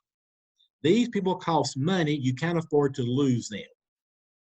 And so these wagons would roll out into the fields, the slave children, the young kids, and the 8-year-olds and up, and the adults would get on the wagons, and they could, and ride out to the fields. The rest walked. They carried the hose on their shoulders, and the equipment they'd be using in the fields on their shoulders. Sometimes they were in the wagon also. They put tools in the wagon. And that might be 2 or 3 wagons, depending on how many people you have going out to the field. You had to put your plows on the wagon, for instance. You might have 4 or 5 plows. And you're taking with you 4 or 5 mules up here, maybe 6 mules here, of which one mule is resting all the time, while the other 4 or 5 are working. If one of them gets kind of hot, kind of lame looking, and doesn't look so hot, you unhitch him and carry him over to the trees where the other mule is waiting, and bring the fresh mule out and hook him up. Okay? They also brought their ground slides. And sometimes the mules pull the ground slides full of people out to the fields. And they put tools on the ground slides. So they had a way to transport their items out here. By sunrise, everybody is in their fields and they are working. I want you guys to picture that you're out here. You're not very well clothed because they don't really spend a whole lot of money on slave clothing. Most clothing comes from the big house. It's all leftovers. It's hand-me-downs. And most men have on some kind of a breeches. Sometimes they're cut off like shorts. The women have on flimsy cotton dresses with very little under these dresses. And the men are usually barefooted and they don't have a shirt on. A lot of your ladies are barefooted. Look at the pictures from the video that Oprah Winfrey did of the slave narratives, and you'll see what they look like in these fields. You got to be careful, or you cut your toe or cut your foot on one of those axes or one of those hoes. You got to be careful out here. You got briars that grows in these fields. You got old prickly pears out here, and you got various kinds of briars out here. You got snakes in the fields, rattlesnakes and cottonmouths and copperheads. You got to be careful out here. If you do get hurt, one of the wagons will carry you back to the women folk who will try to help you out, try and take care of you. My grandpa calls as a little boy, got bit by a copperhead down at the pond. Grandma told him, don't go down there, and disobeyed his orders. And Grandma Maddie was beside herself when little Murray walked up and had a toe that was swollen from a snake bite. This is around 1905 time period, guys. And you don't have hospitals, you don't have antivenoms. And Grandma Maudie took took Murray's over to the sink, and she washed his dirty foot off real good. And on the stove, she always had a pot or a kettle full of hot water. She always had lots of salt. So she gets her wash tub out, her wash pan out, and she puts hot water, and then she kind of cools it off with a little bit of cold water, but it's still mainly hot. And she pours the salt into it. and she puts little Murray's foot in that wash pan, and it soaks for several minutes, and the toe begins to kind of get more of a pink color to it. And then she gets out her butcher knife and she cuts the end of his toe off, or she cuts the end of his toe. And then she starts milking his foot. She starts at the ankle and she milks his foot to his toe. And she keeps milking it until that clear liquid or that snake venom comes out of that little boy's toe and red blood begins to flow. When she sees red blood begin to flow, she puts his foot back into the salt water, and she goes out into the shed and she brings back some kerosene. Kerosene is what you guys call jet fuel. She takes a rag, like a bandage rag, pretty good sized little bandage rag, and she soaks it in that kerosene. And she puts an entire bandage around his toe. She wraps the entire toe with this kerosene bandage. And then she gets another piece of material, another piece of cloth, and she wraps that toe up and she ties it all off. Grandpa Murray lived to be 78 years old. He made it. These folks knew how to cure all this stuff because they had to know how to do it. Well, guys, you're out here in this field and you're bored out of your mind. It's boring as hell out here. And all of a sudden, somebody starts a song. I know a girl and her name is Sue. She's too good to be with you. He gets it started. Then somebody else comes in with another line. And then another line comes in. Then another line comes in. And then they start building a refrain. And here they create American music in the fields across the South. These slave people who are bored are going to have their field songs. And what they do is they get the field song down pat, and when they go in the evenings to the slave quarters to rest and get some sleep, usually after a little bit of supper, which they provide for themselves, they do give them a little bit of fat back. They do have a little bit of corn or whatever, peanuts, whatever, on the place, and they allow the slaves have a little patch to grow some food on. They get a little bit of fat back. They get a little bit of cornmeal. So they do have some food to eat in the evenings. Your main meal, of course, is dinner. Lunch is your main dish, is your main meal. They get home in the evenings and have their little meal, have their little supper. They'll get together on their porches and bring out their violins, their fiddles. A lot of these are homemade. A lot of your carpenters are making musical instruments on the side. They get their banjos. They came from Africa. They get their drums. Sometimes the old master will go through and buy flutes and horns for his white children in the big house, and they can't play it. So he gets disgusted and gives it to the people in the slave quarters. And they learn how to play these horns. And here comes American music here, guys, from the slave quarters and from the fields. A lot of old masters would say, I sat on the veranda last night, that's your front porch, sat on the veranda last night and listened to all that beautiful music coming from the slave quarters. When they had big parties or a big wedding or a big birthday of some kind, the slave folks came up from the slave quarters and they were the orchestra. They played the music, the dance music that took place on the plantation.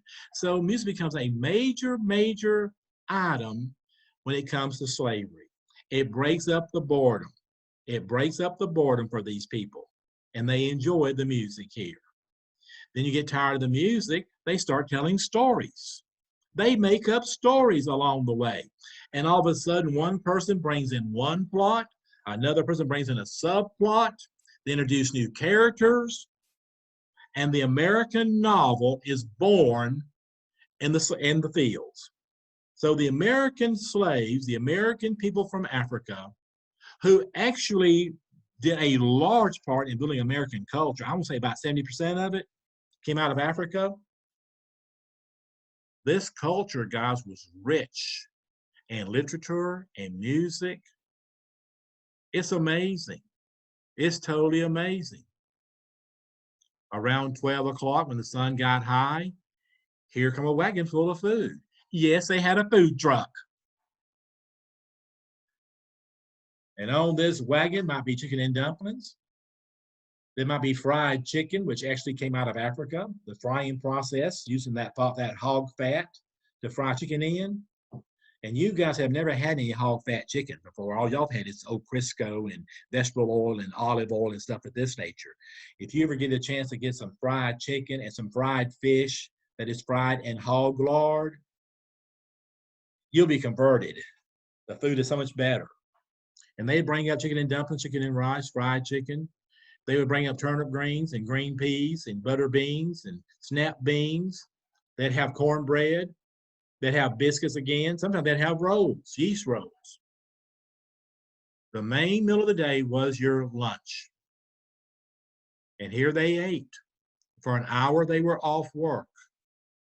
And they sat around and they sung songs. They talked. They wrestled. They played different kinds of little games. By 1 o'clock, they're back to work again. By 1 o'clock, they're back to work again. They work until sundown. When sundown comes, they reboard all these wagons and all these ground slides. All the tools are accounted for. All the people are accounted for. And they make their way back to the plantation, back to the major part of the plantation. They go to the slave quarters. They'll eat some boiled peanuts, maybe some parched peanuts. They have watermelon. They eat watermelon for dinner. You'll have cantaloupes. You'll have some turnip greens with turnip roots to eat down here. You have your own little garden behind your slave house. You're going to have a little bit of pork, a little bit of cornbread, and you just kind of just snacked for supper. And that's what supper is. It's just time of snacking. That's all it is. Supper just means you eat what's ever left over. When I was a little boy, the little old ladies, this is the 1950s, the little old ladies would put all the dinner food, after dinner had ended, they put all the food in the middle part of the table and throw a tablecloth over it. They didn't put it in the refrigerator, they threw a tablecloth over it. And in the evening, we'd go in there and take the tablecloth off all the food. And sometimes she'd warm up, my grandmother would warm up some items, but this time we just ate them off the tablecloth. Off the table, how it was. Now, then with mayonnaise, potato salad, and that kind of stuff, you went to the refrigerator because you would get sick off it. But as far as peas and beans and cornbread and biscuits and fried pork or fried pork chops or even fried chicken, they can stay out. And they won't spoil unless you leave them out for a long, long period of time. But for 3 or 4 hours, 5 hours, it won't spoil. And so they ate all this stuff. This is what supper means. You eat what's left over. And a lot of folks would eat tomato sandwiches and banana sandwiches and pineapple sandwiches and this sort of thing, and eat cheese crackers and maybe some cheese toast. Anything went for supper time. And so these folks in the plantation, they'd eat some bread, they'd eat some turnip greens, they might eat some peas, some beans, whatever they might have. But most of they had watermelon and peanuts. That's the one thing they did have behind their houses, especially during the summertime and into the fall. And of course, you always had fresh fruit. You had apple trees around and pear trees around and fig trees around and so forth. They get the fruit and eat that for dinner time. And sometimes that's what I'll do for dinner. I won't eat I have a big dinner, but for supper or for what you call dinner time, instead of lunchtime, dinner time, I'll eat some fruit. And it's better for you to do a mix, eat some nuts and eat some fruit. And that's just better for you anyway. So these guys had a down pat here on the plantation. Okay, the one thing they did really celebrate was the death of a person. When a slave died, they celebrated the death of that slave. They celebrated because the bonds of earth, the bounds of earth, have been broken and you're no longer enslaved. When you die, you are freed. When a person dies, they take the body and the women folks wash it. They clothe it. While the women prepare the body, the men folks are out getting some oak logs, and they're splitting the oak logs and using that split oak to make a coffin out of. When the coffin is finished, they will line the bottom with Spanish moss or with field grass of some kind, and then the ladies will put a blanket over the grass, create a bed within this box, and lay the person in there.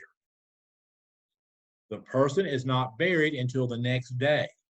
So all night long, the family sits up with the dead person. It's called sitting with the dead. Now, this all stopped when I was in about the 1970s. I guess there's some people who still do this. All right. You didn't have a funeral home. The body stayed in the house. When my great grandpa died, his body went to grandma and grandpa's house, and he was laid out in the living room. I remember all this. I was about 4 years old. I remember this stuff pretty vividly, and him laying up there. And then they carried the body the next morning to a brush arbor, which was a place to worship. They'd go through and build like a tent-like area, and they put brush on top of the post that held up the tent. That's why it's called a brush arbor. It kind of looks like a deck off the ground. Okay. And here they'd have a little funeral service for this person. And then they'd carry him off to the graveyard to bury the person. On the way over, they moaned. They made all kinds of signs of sadness. They were crying. They were weeping out loud. They were hollering out. Once the body was interned, they put dirt over the grave, and then they decorated the grave. They put flowers. Sometimes they put seashells. They might put white sand. But the grave was decorated.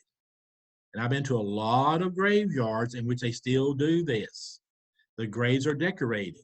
If a woman was a big florist and she loved birds, there'd be hummingbird feeders around her grave, and there'd be flowers around her grave.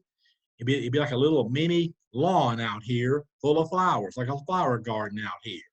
If the man was a hunter, there might be some toy pistols or toy guns put in his cement over his grave.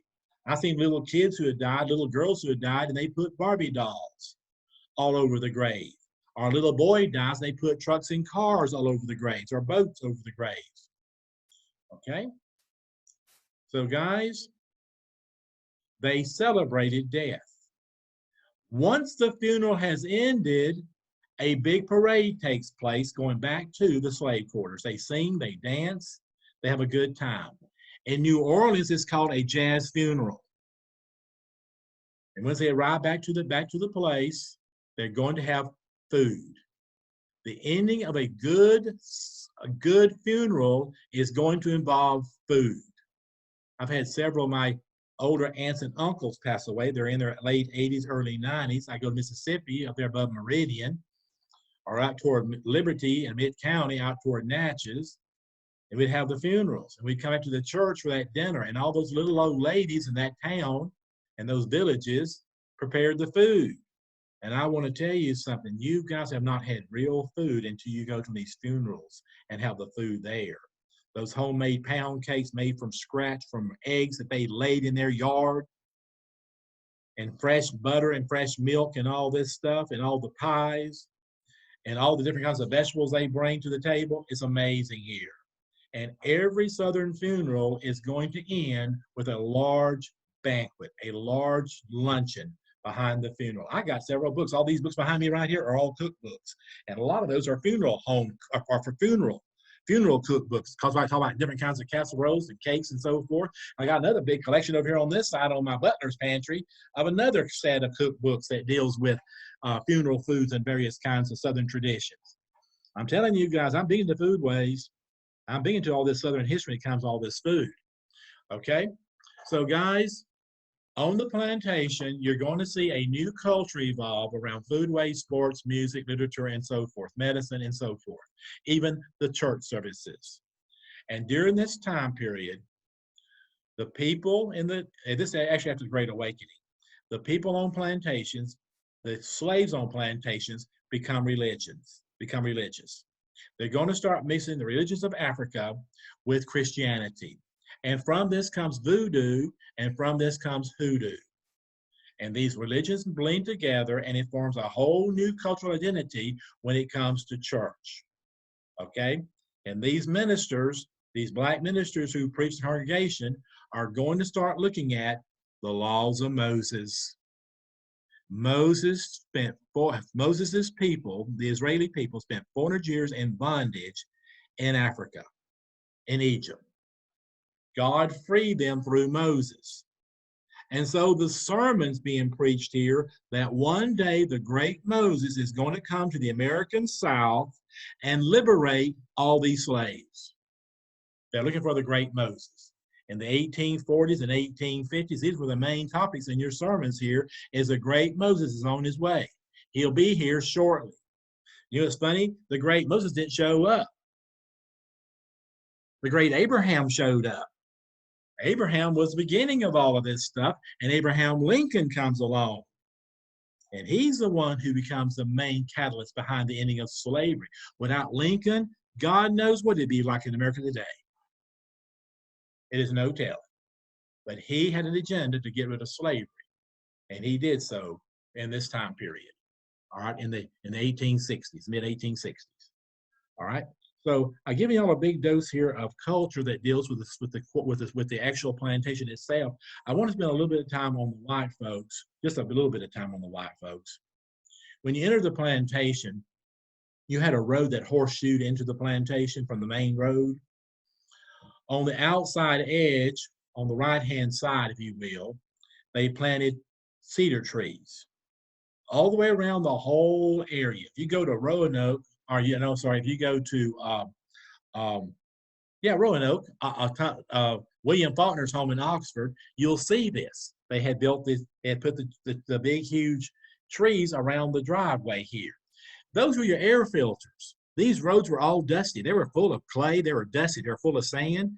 And you had your pine trees or your cedar trees around your driveway on the outside edge. They were air filters. They kept the dust from getting into your buildings, into your houses.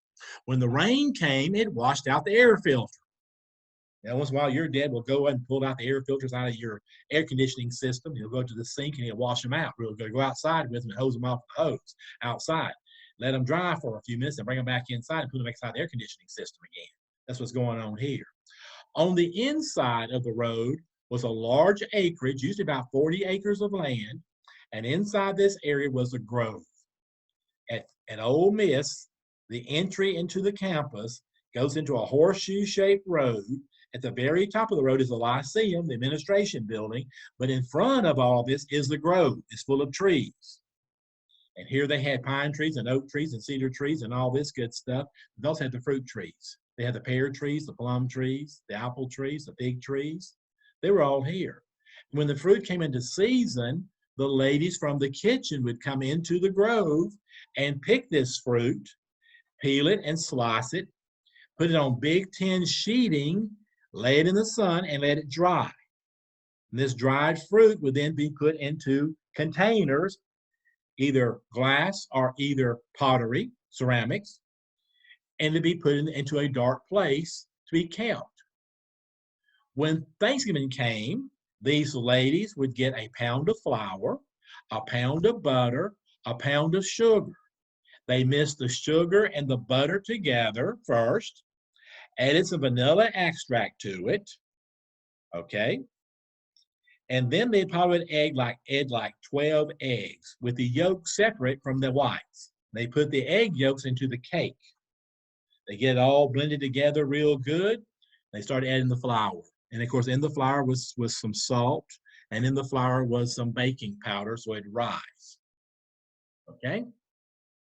And they start blending this all together using milk to get it consistent. All right? This is called a pound cake. Pound of flour, pound of butter, pound of sugar. Okay? And in this pound cake, they would add the dried fruit. They would add the dried fruit. Sometimes they would, instead of putting milk in it, they'd put in their lemon juice. That's what I use in my fruit cake is lemon juice. I don't put milk in mine. I put lemon juice. I put brown sugar, and I use the flour. And then once the batter is all together, then I go through and I add pecans to it, which they had plenty of pecans. They added pecans to theirs, and then they add that dry fruit. And they make what is called a fruit cake. Once the batter is all mixed together with the fruit, then you whip up your egg whites, and you get them frothy. You get them up to have peaks in it, and then you start adding the egg whites into your fruit cake. This gives your fruit cake more lift. It won't be so heavy. And you stir all that in, get it all worked in real good. And when I make my fruit cake in the same recipe here, I had to go through and have like 4 or 5 containers to put it in. Sometimes I can make as many as 10 little fruit cakes out of one recipe, out of one go around with the bowl, with the mixing bowl. And then you'd bake them. And you'd bake them on slow heat, usually toward the front of the stove. Of course, they use one wood burning stove. The wood was toward the back. It's hotter in the back. It's cooler up front. They put the cakes, usually with the doors opened on the stoves on the front of the oven here, and they let them cook slow. My fruit cake takes about 3 hours to bake. I put it on about 225 degrees. So it's a slow baked fruit cake. And then you let it rest for about an hour or two to get kind of warm, kind of cool, and then you let it out. I used to put out some tablecloths, or I put out some linens of some kind, maybe some dish rags that have been cleaned recently, and I put them on top of those to finish cooling off. And then here comes the fun job. With these fruit cakes, which they wrapped usually in cheesecloth, and they put them into containers to stay dry. Once a week, they'd open up these containers and they pour in moonshine liquor. Here at my house, I use Jack Daniels. I baptize those fruit cakes in Jack Daniels from Thanksgiving until Christmas time. And when they come out of that cheesecloth, that big old huge fruit cake that has a big circle in the middle of it, and I put it on that serving platter and I cut it, it bleeds liquor. It's some good stuff. I got hooked on fruitcake when I was 5 years old. My grandma made them this way, and I eat that fruitcake, and I'd be 5 years old, drunk as a skunk, and didn't know I was drunk. I just thought I was being hyperactive. And I had a buzz going on from these fruitcakes. But they did it here, using what's out of the grove here. So a lot of interesting things happen on the plantation here, okay? So you do the reading. Y'all watch those video clips I put on there for you, and you can see all this happening. If you want to get really into the food culture of the South, go to the University of Mississippi's website, go to the Center for the Study of Southern Culture's website, and click on Cornbread Nation. Cornbread Nation is part of the Southern Food Alliance. John T. Edge is in charge of it. Some of you guys have seen John T. on TV. I see John T. on TV all the time. I saw John T. about 2 years ago in Oxford. And he's an interesting character to talk to. But he's been on a lot of TV shows here in the South with these cooks. And if y'all watch Vivian out of North Carolina, watch Andrew Zimmer out of Minnesota, he's been on their shows. And there's some interesting things to watch old John T. and his Foodway Nations. And there's some interesting things to read about in Southern food history. Okay? So guys, King Charles II comes to the throne in 1660. And he brings back the new colonies in the New World. He's going to bring in first North Carolina. He's going to bring in South Carolina. And then they're going to turn their attention to the colonies in the middle. In the middle between the southern colonies and New England are the Dutch. And King Charles says they have got to go. So the Royal Navy is going to send in a well-equipped warship. It's a huge warship. It sails in by itself into New York Harbor, and he turns his bow toward the battery. And they tell the Dutch, either surrender or we'll blow your city apart. Without firing a shot, the people here in New Amsterdam will see themselves in 2 days' time become New York. They surrender without firing a shot. All right? And of course, England takes over. They take over New Jersey at the same time. New Jersey was the food place for the people of New York. New Jersey is called the Garden State. And a lot of the food raised over in New Jersey would go across the Hudson River to Manhattan to feed the people here, or to Brooklyn to feed the people here. So your garden area was New Jersey, and the British took it too. So guys, in 1664, New York is now part of the British Empire. And where the Dutch did not do as well as they could have here, the British excelled. New York becomes the third largest port city in the British Empire. Number one is going to be London. New York is number 3. Okay? Right behind all of this, King Charles decided to reward a family for their help in getting him back on the throne. It's a Penn family. The elder Penn was in his late 60s. He gets the colony in the New World, but he tells King Charles, I am too old to go over there. Let's send my son, William, to take over the colony. It'll be his inheritance. And William Penn will come over and form a new colony called Pennsylvania. And he's going to build a city based on the Renaissance. The Renaissance called for cities with wide boulevards and lots of green areas, lots of parks. And William Penn is going to build the city of Philadelphia. He called the city of brotherly love. William Penn's a Quaker. And William Penn believes that everybody is created equal and they should have equal liberties and freedoms in his colony. The Quakers are also going to be very generous with the Native Americans. They do not try to kill them off. They try to bring them to their society, trying to find a way to make the Native Americans look more European. This tradition is going to go to Ben Franklin, it's going to go to George Washington, and it's going to go to Thomas Jefferson. They believe that Native Americans should be treated in the same way you treat Englishmen. That Indian people have the rights to life, liberty, and property. That's the Quaker ideologies toward the Native Americans.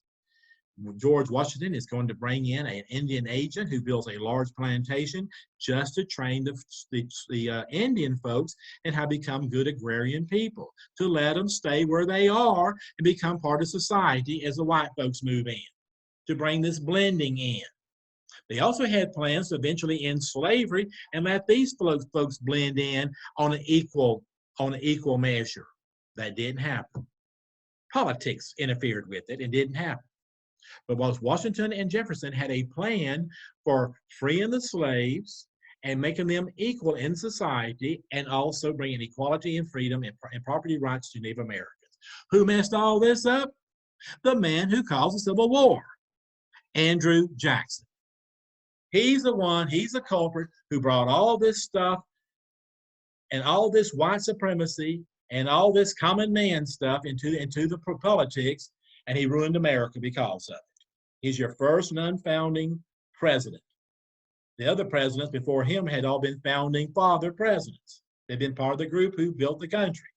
And he's an outsider with his own ideas, and he pretty much ruins the country. Puts into a Great Depression in 1837.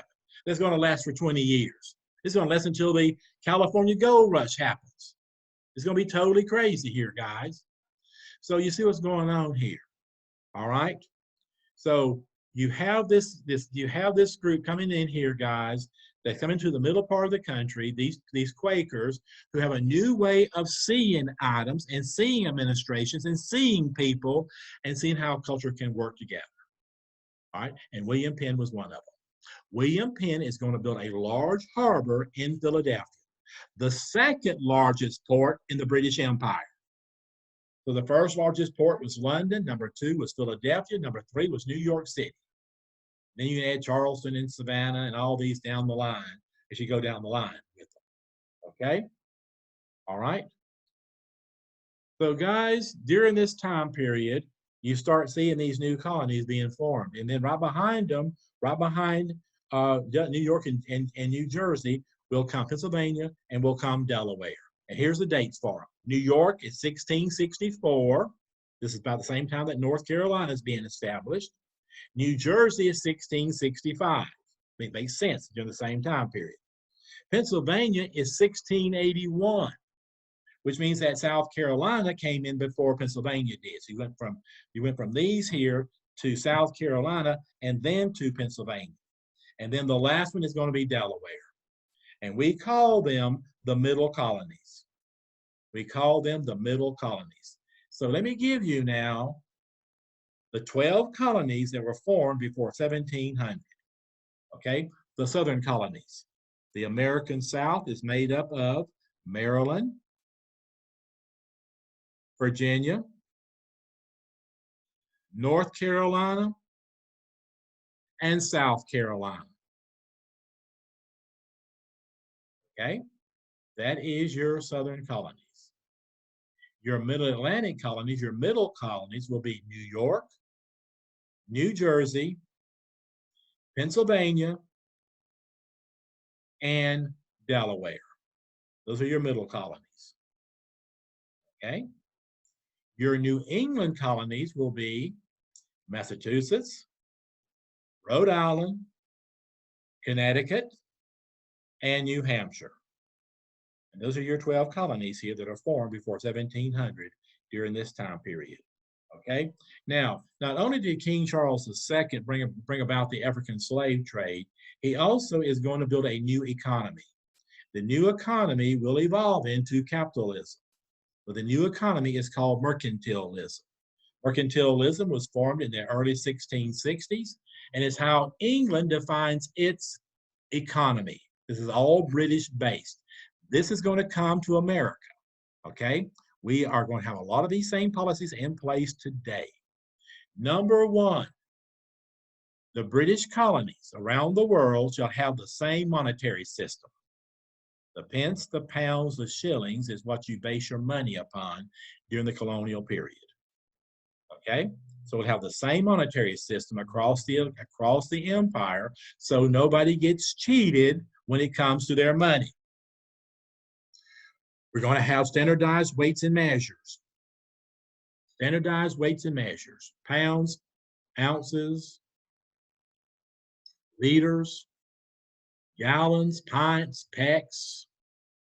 It's all part of it. So you're not being cheated in trade. So you have monetary system that's the same, and so is the figuring of your weights and measures. The next big thing is wage control. You want to find a way to keep wages as low as possible across the empire. Wage control is a major issue today in America. A lot of folks are doing real well, and other folks are not doing so hot because they're on minimum wage. Excuse me. And you can't make it on minimum wage, guys. You got to have more money. And that's why today we're discussing going to $15 minimum wage or higher, trying to get people out of this money pit in which they don't make any money, they can't survive on. Okay? So you're going to have cheap labor. What is the cheapest labor that you can have?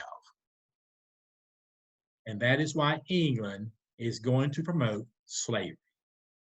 The cheapest labor that you can have is slavery. Okay? You're going to put tariffs and duties on anything brought into the British Empire. Any foreign country which brings goods into England shall be taxed and have duties on them. Okay? England also put tax and duties on the colonies. When the goods came from England, they went to a counting house where they put the tax and the tariff on those goods. The price on the ticket of those goods included the tariffs and the taxes, like you guys buying gasoline. How much tax do you actually pay on gasoline? Same thing here. And the American people will soon realize that they're being cheated through the taxes and tariffs that England is putting on them. And it's going to lead to a revolution. It's going to lead to a revolution. Okay? All right. The colonies are designed to provide the mother country the raw materials to industrialize. The colonies are designed to support the mother country. You know, it's interesting, guys. When the American people started getting really antsy toward England in the mid-1700s, King George of England decided that he might ought to go and move the kingdom. Maybe it's time to turn England and Ireland and Scotland and Wales into colonies and bring the empire to the new world. Let the British Empire be headquartered out of New York City, build a palace here, and rule out of America. And he said, I'll be 3,000 miles away from European problems, and I'll be some 8,000 miles away from Europe, from Asian problems. And he says, I probably will do better by putting the colonies in the new world. Now, if that would have happened, we'd be a whole different place today. Okay, but luckily that did not happen. The Revolutionary War took place before King George had a chance to do all this stuff. Okay, all right, so raw materials will come from the colonies. your best customers will be in the colonies. So you take the raw materials from Virginia to London, back to Virginia, and they become the best purchasers of your goods. You all know, guys, that the American people are the ones who actually built the British Empire. We bought all these trade goods during the colonial period, and England did quite well for themselves. And they told the colonies that we could not manufacture. It was against the law for us to manufacture. Well, guess what? In households, they manufactured. Those artisans, those blacksmiths, they are manufacturers. Those ladies who made candles and made clothing, they're manufacturers. So what England tells us not to do, we're going to still be doing it, guys, because we realize they'll never catch us at it, and we're using the barter system and not their money supply. Okay? Then they have laws and legal codes that oversees the economy. You have laws and legal codes that oversee the economies. How many legal codes do we have today, guys? There's thousands of them. Okay? To protect your trade networks, you've got to have large navies and large armies. In order to protect your trade networks, you must have large navies and large armies. Okay? So they're going to build the world's greatest navy. By the time of the American Revolution, by the time of 1776, the British Empire has got a navy of over 1,000 ships. Over 1,000 ships in the navy of the British Empire. Their ships are all over the Atlantic. They're all over the South Atlantic. They're all over the Indian Ocean. They're in the Pacific Ocean. Their navy is there to defend and make sure the trade networks are kept open. To make sure that people like Spain does not try to privateer against them as they had against Spain in the early days. They're trying to protect themselves from their own invention, guys. And then, of course, they build the Redcoat Army. Redcoat Army will be uncontested, and they do win wars. So England builds the greatest army and the greatest navy of the 17th and 18th centuries. Okay? Then they decide to send royal governors over to the colonies to govern them. British citizens come to America as the governors appointed by the king and by Parliament to govern the various colonies. People like Thomas Hutchinson, okay, in Massachusetts. And these guys are ruthless. They look down upon the American people. They call us the little people. They look down upon us. They said these Americans are the scums that we got rid of. They're the people we got rid of because they were poor, because they were prisoners and so forth. And so therefore, they have no rights as citizens in the British Empire. They're totally going to be denied, guys. And this leads to the American Revolution. We tried several times to get a voice in Parliament. Ben Franklin is in London for a number of years. He could have been a great man to be our representative in London, but they wouldn't hear of it in England. They're the people we got rid of, and we will not allow them to become free Englishmen. They cannot become a regular English people. And that insult is what's going to lead to the American Revolution, the insults and the taxation. Okay? All right? And then they're going to pass what is called the Navigation Acts. The Navigation Acts is going to give rules to foreign countries that say that they cannot directly trade with the American people.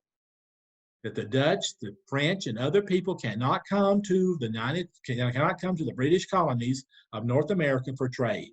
They must go through London. Well, guess what we did here in North America? We discovered the Caribbean.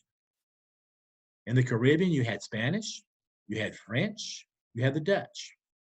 In the Bahamas, you had the British. You just avoid the British completely. And we would sell out of Savannah, and we would sell out of Charleston and other port cities, and go into the Caribbean to buy trade goods.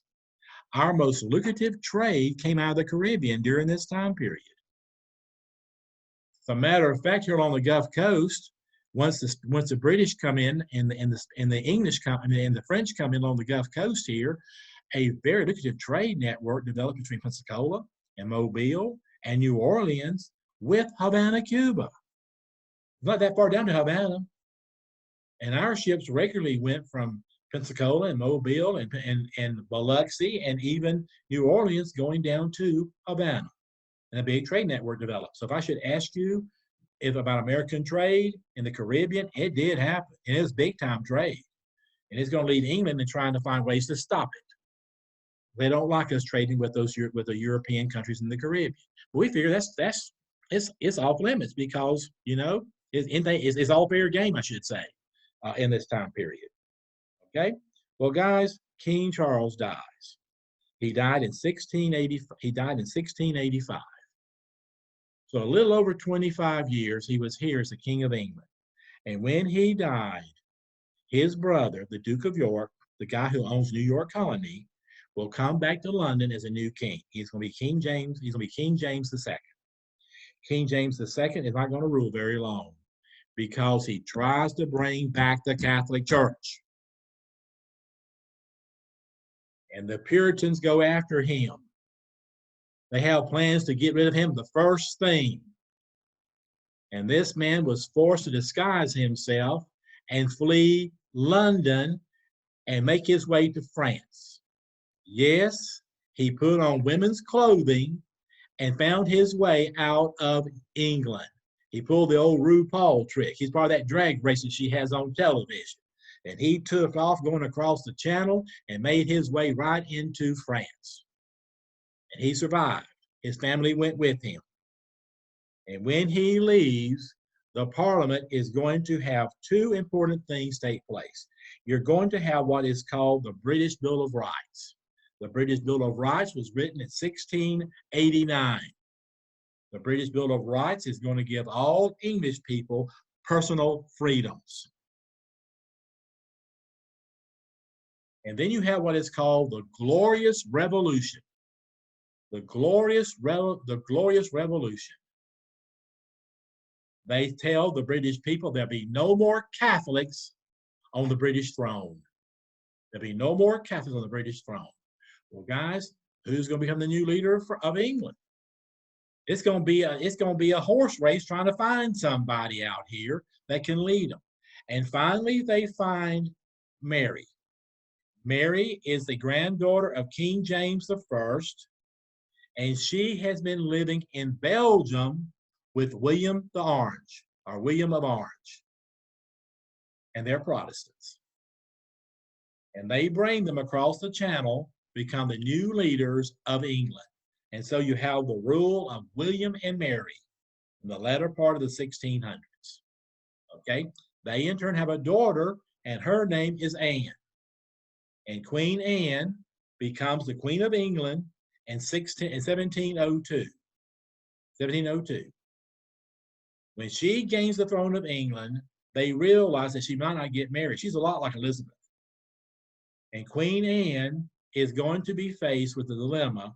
If she doesn't have a child, then they've got to go to another country to find the new kings of England. All right, this is called the Act of Settlement, the 1701. Okay, the Act of Settlement. And they're going to tell Anne, if you have no children, we're going to the House of Hanover in Germany to another granddaughter that came out of Mary Queen of Scots lineage. Okay, her name is Sophia. And sure enough, Queen Anne had no children. And when she died, here come the kings from Germany. King George I comes in. He comes in around, let me get the date right on him. I can't remember the date he was. I think he's 1715 or 1717 time period. And or it might be 1725 time period, I have to look and see. But he'll rule until the French and Indian War breaks out, and then his son, King George II, takes over. King George, actually 1714, he takes over. 1714, George comes in. And when George I comes in, he cannot speak English. He only speaks German. So you got a German monarch in England that only speaks German. His son, of course, George II, is very fluent in English, and so is George III. George II is during the French and Indian War. George III is the American Revolutionary War and the War of 1812. We'll have him in two wars with King George III here. Now, in 1730, there's a young reformer here in England, and this young reformer's name is James Oglethorpe. And James Oglethorpe has been a soldier. He's also been part of Parliament. And James Oglethorpe knows there's a real problem in England in the early 1700s with prisoners, with debtor prisons, and so forth. Now, by the way, by 1660, we stopped indentured servitude from England. Okay, we brought in African slavery. By 1730, we need workers again in America. And James Oglethorpe says, let's take these prisoners, let's take these poor people, and let's send them to America to form a new colony. Let's find another way to flush out these people in England who are undesirables, and we'll send them to Georgia in the Americas. Now, once we have the Revolutionary War, and England cannot send prisoners here, they're going to turn to Australia. They're going to turn to Australia to send prisoners to Australia. You guys read some of the Charles Dickens books, like Great Expectations. It deals with prisoners who have to go to Australia. So it's some interesting history here in our literature with Charles Dickens about these prisoners going to Australia. Australia's history is a lot like ours. They just haven't broken away yet fully like we have. All right, they still look at the Queen and all this kind of stuff. We could care less. Even though Prince Harry's in LA, we could still care less. Okay? So, guys, George, get it right here, David. George Oglethorpe is going to start a movement to send more people to America to get them out of prison. You know, he had a friend of his who was very wealthy and went bankrupt. And this wealthy man went to prison. And while in prison, he died. He got smallpox and died in prison. Well, in the English court system this time period, if you are a prisoner in England, they don't feed you. You don't get bread and water. Your family has got to bring the food to you at the prison. I want to tell you guys something. In today's America, if the grandmas and the mamas had to carry the food to the jailhouse and feed their runaway and their wicked grandkids and children, a lot of this stuff would end.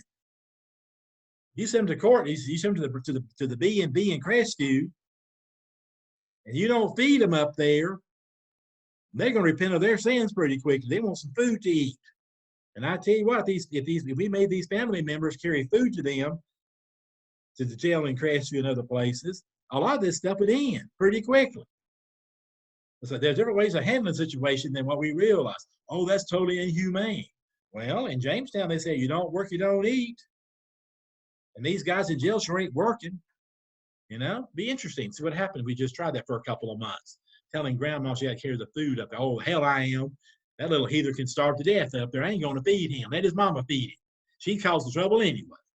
So you'll have the Jerry Springer show going on, trying to get through the jailhouse in Crestview. But Oglethorpe says we got to find a better way. We've got to find a better way to help these people out.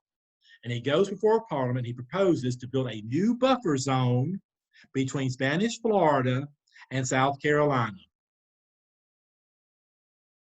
They allow him to create what is called the Georgia Colony, named after King George. And the Georgia Colony is going to have 21 trustees with James Oglethorpe, and these 21 men with Oglethorpe are going to sail down to Charlestown. And here in Charlestown, they go over different maps here to see what's available to them for settlement in Georgia. Well, guys, around 1712 time period, we had a major war break out in Georgia, or I should say in South Carolina. The merchants of Charlestown had cheated the Indians that lived in the area of Georgia. They're called the Yamasee tribe. The Yamasee tribe were kin to the Creek Indians. The Yamasee tribe had been cheated by the British. Their trade goods were not suitable, and all of a sudden, the merchants of Charlestown told the Yamasee Indians that you owe us money. That you owe us money. And they have no money. And so the merchants of Charlestown wants to steal their land. You get the Indians indebted, the European British try to get the Indians indebted, and then try to steal their land to pay off their debts. And of course, all the indebtedness was done on the British side. A lot of these Native Americans had no idea what debt was until the British brought it up to them. Well, the Yamasee got in with the Creek Indians to attack the city of Charleston. And they could have destroyed Charleston completely. They could have freed all those slaves and brought all those Africans into their society, and they'd been free Creek Indians. Merchant Charlestown got scared and went up toward Greenville and Spartanburg and recruited the Cherokee Indians to fight on their side. And by doing so, the British in Charlestown is going to split the ties between the Cherokees and the Creeks. They become enemies of each other because of the merchants of Charlestown. They divided the Indian folks. I want to tell you something, guys. If the Cherokees and the Creeks had stayed together, and in 1800, when they formed their nations in the 1790s, if they had merged their nations together, and around 1812 time period applied for statehood, it'd been a whole different ball game for the Native Americans. Been a whole different ballgame for the Native Americans. And the Supreme Court, you had John Marshall, who was fond of the Indians and wanted to take care of the Indians. If they had applied for statehood in 1800, between 1801 and 1809, they'd had Thomas Jefferson there, and he probably would have approved it. And they could have had a state here in North Georgia and Tennessee and Alabama that's being controlled by the Creek and Cherokee Indians. And there'd been no Andrew Jackson in Indian removal, because there had been a state. Just one little mistake, one little selfish group in Charlestown is going to cause a lot of trouble for the Native Americans, particularly the Creeks and the Cherokees. It all comes when Andrew Jackson shows up. Okay? So Georgia comes in 1733. He's going to go to Charlestown. He gets the maps of the region. They're going to sail out of Charlestown and make their way down toward Hilton Head Island. They're going to come down to Tybee Island, where the Savannah River runs into the Atlantic Ocean. They make a right-hand turn, and they go up the river some 12 miles to a high bluff. And on this bluff, Oglethorpe builds the city of Savannah. If you guys have not been to Savannah, that's a great place to go to. I lived in Savannah for 2 years. I worked at Oglethorpe Mall for 2 years in Savannah. And I love Savannah. About every 4 or 5 or 6 years, I'll get in the car and take off toward Savannah. I'll go the back way up through Valdosta and hit all the little barbecue places that I used to go to and all this stuff, heading to Savannah. And spend a couple days in Savannah, go to Hilton Head, go to Charleston, and then turn around and come back home. Or go up to Raleigh and see some friends of mine in Raleigh. I used to live up there back in the early 1980s. And so I do a little bit of traveling, and I love going to Savannah. Okay, good place to go to. James Oglethorpe makes Savannah a melting place. Some 30 languages will come to Savannah.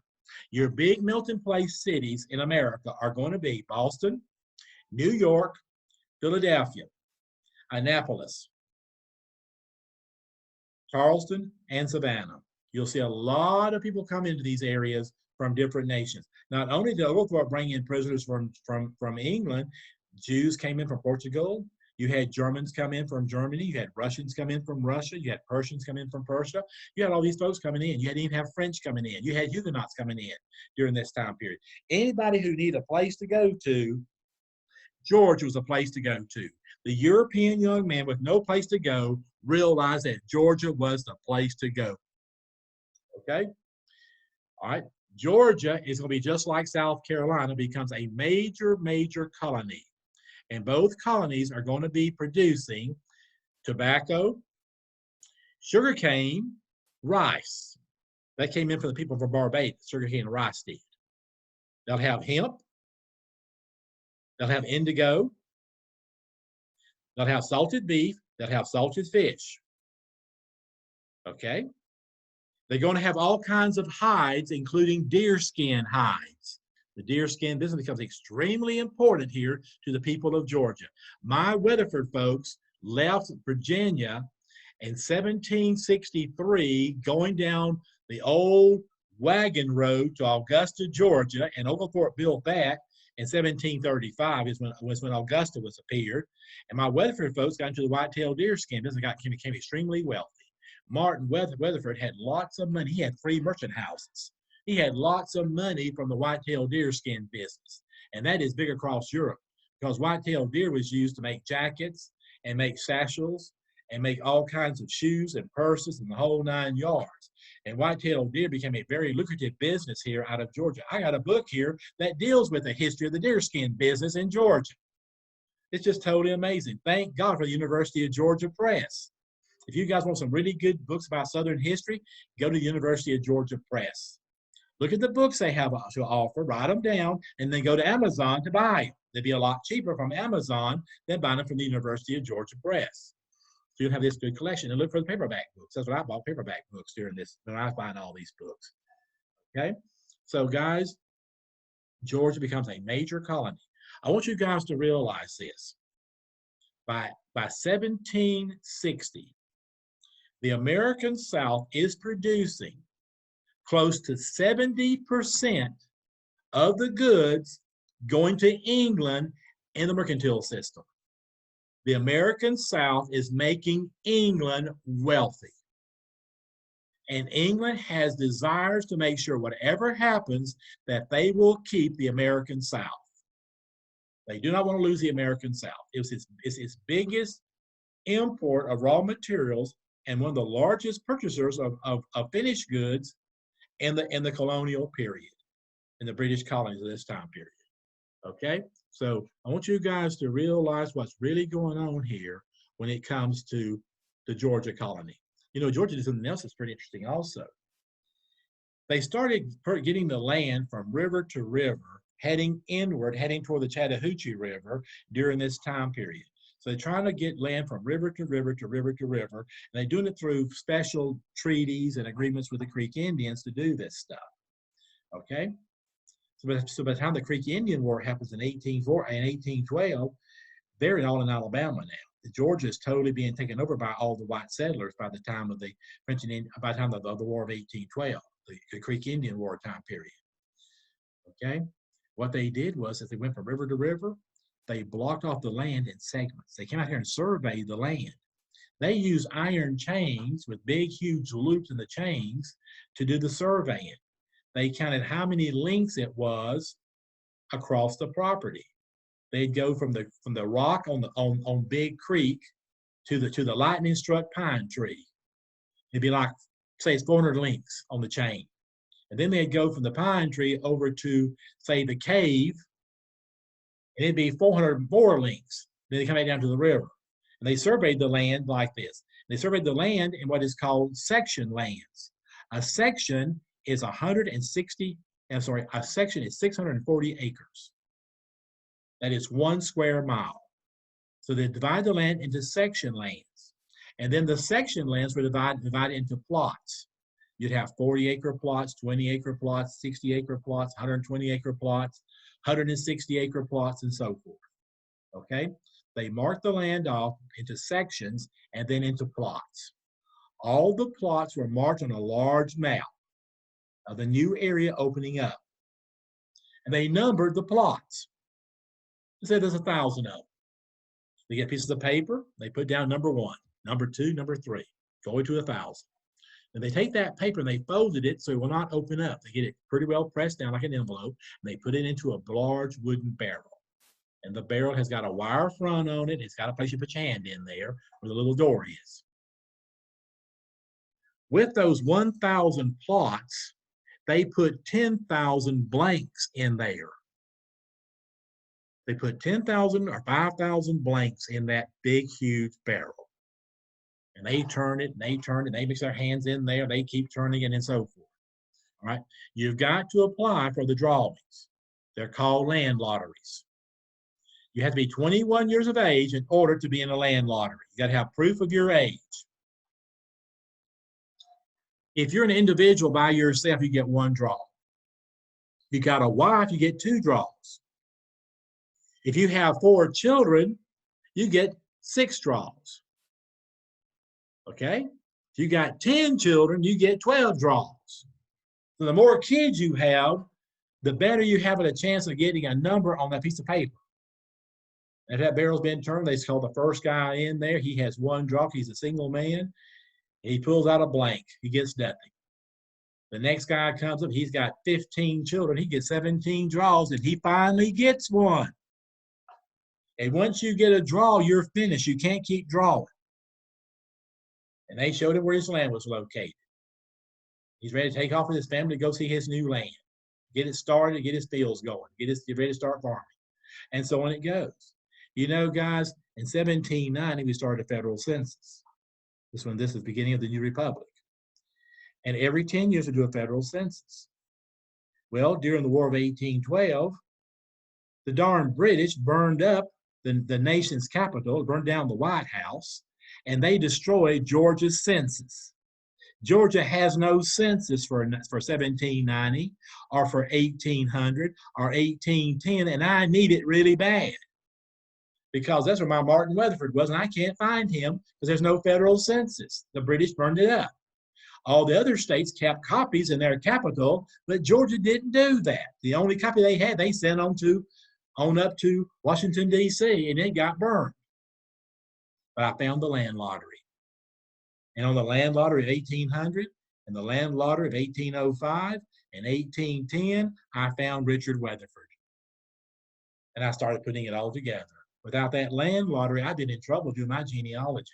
And that land lottery was really a lifesaver for me in this time period. Okay? So, guys, now your British South is going to be Georgia, South Carolina, North Carolina, Virginia, and Maryland. You now have 13 colonies. You now have 13 colonies. And you add on there, of course, Delaware, New Jersey, Pennsylvania, New York, Connecticut, Rhode Island, New Hampshire, and Massachusetts. And that's your 13 colonies. And of course, the British are doing real well with these colonies. It is building the British Empire.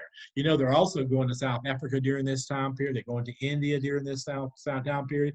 They're dilly-dabbling around the areas of the Philippines during this time period. So the British are really out there. And of course, they said the sun never set on the British Empire. It went around the world in this time period. Now, the next colonies that come to the New World, to the United States area, is going to be the French colonies along the Gulf Coast. And I kind of mentioned this in the earlier lecture, the first part of this lecture. And of course, what you have here are the Lemoyne family, who lives in Montreal. Their son, number 13, was named Iberville. And Iberville got involved with King William's War. We had a lot of little skirmishes up here, little trade wars that took place.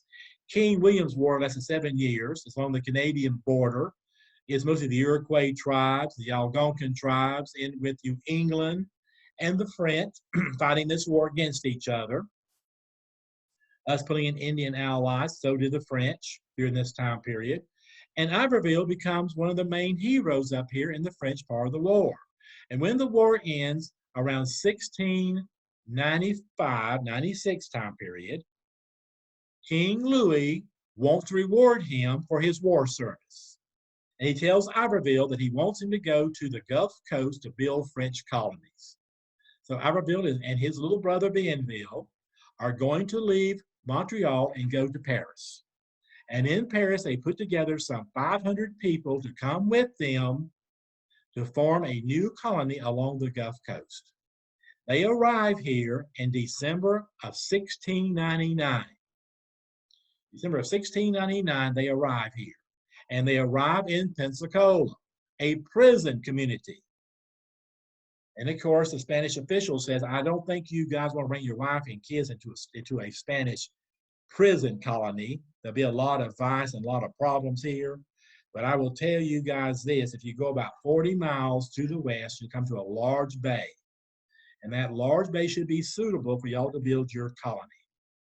Well, they sailed down past the Perdido River, and they sailed on down to what is now South Baldwin County. They come to what is now Port Morgan Peninsula, and here they find an island that goes clean across Mobile Bay. A hurricane had come in, and Dauphin Island was connected with Fort Morgan Peninsula. Well, they docked out here off the shore out here. They took their rowboats across the island, across the sandy beach, and went into Mobile Bay.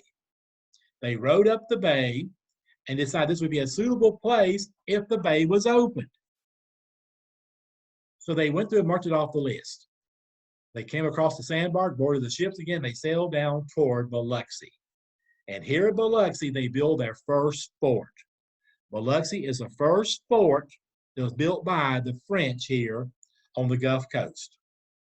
Then they go down a little piece further toward the west, and they build a place called Pass Christian. If you guys travel Interstate 10, you go right by all these places. A little town there called Iberville in South Mississippi. And you'll see all these places here that the French are the ones who formed. If you want to go through and see them, take Highway 90 in Pascagoula. Get off the interstate past Pascagoula and go down by Ingalls Shipbuilding and make your way down toward Gaucher and on into Biloxi and Gulfport and make your way on down toward Bay St. Louis. And you can come into New Orleans that way through the swampy areas too. That's all open. If you want to see it, go to Google Earth. That's what I do all the time. I go to Google Earth and explore things on Google Earth. You can go street level or you can go satellite and get pretty low and see all this area of what they settled. Okay?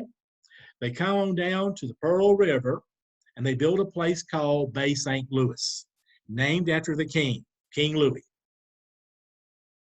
And then they find a large lake just west of Bay St. Louis where the Pearl River comes in. They come into that big, huge lake and they call the lake Pontchartrain. And on the west side of that lake comes a large river out of Mississippi that's called the AMIT. That's spelled A-M-I-T-E. My grandparents at Liberty lived about 4 miles from the AMIT River. You ever heard of a comedian by the name of Jerry Clower from the 1970s and 1980s? His comedy routine was all from this part of the country.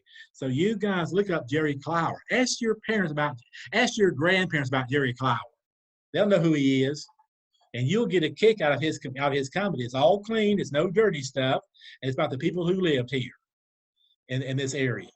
And it's interesting thing to listen to. But they come down, they build a fort at Malpass. Malpass, Interstate 55 goes right over it. So if you're traveling from Hammond to New Orleans or on Interstate 55, you go right over this old French fort there at Malpass. Okay? So guys, they're the ones who start settling this area.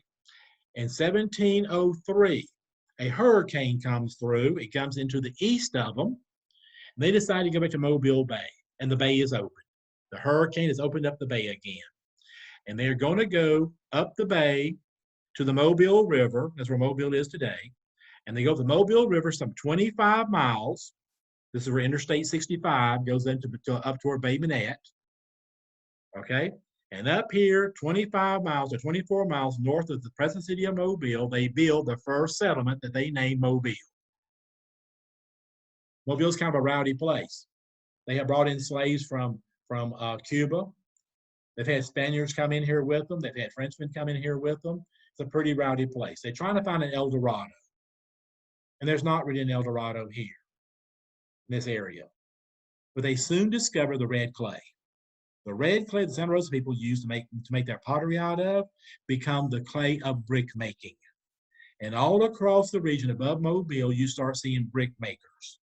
As a matter of fact, when I was a little boy at Meridian, Waynesboro, Laurel, Hattiesburg, Leakville, Pascagoula, Biloxi, Wiggins, Bogalusa, Mobile, Pensacola, Lucedale, had big, huge brick making plants.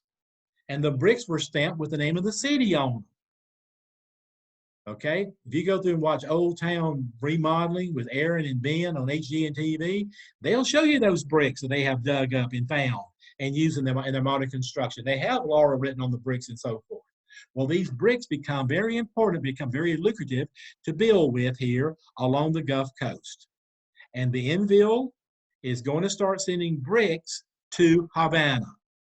Do y'all know that Havana was built by bricks that came out of Northwest Florida and out of Alabama, Mississippi? We literally built the city of Havana. So we had a very lucrative trade going on between them in brick making. If you guys go to the city of Mobile, to Old Fort Condy, that's been reestablished after Interstate 10 was built, it's now a tourist attraction. The bricks inside of Fort Condy are made exactly like the bricks that were made in Mobile in the early 1700s. They decided to go through and use the same kind of brick making techniques. They went through and rebuilt Fort Condy here after Interstate 10 went through in the 1970s. There's a place to go to and see what's going on there. Okay? Well, guys, Mobile was pretty rowdy. All these men folks fussing with each other and all the fighting going on. And Iberville and Benville sent word back to Paris that they needed women. by 1607 or 1606, I'm sorry, 1706, women started showing up in Mobile. These girls were escorted by nuns. They were put out on Dolphin Island.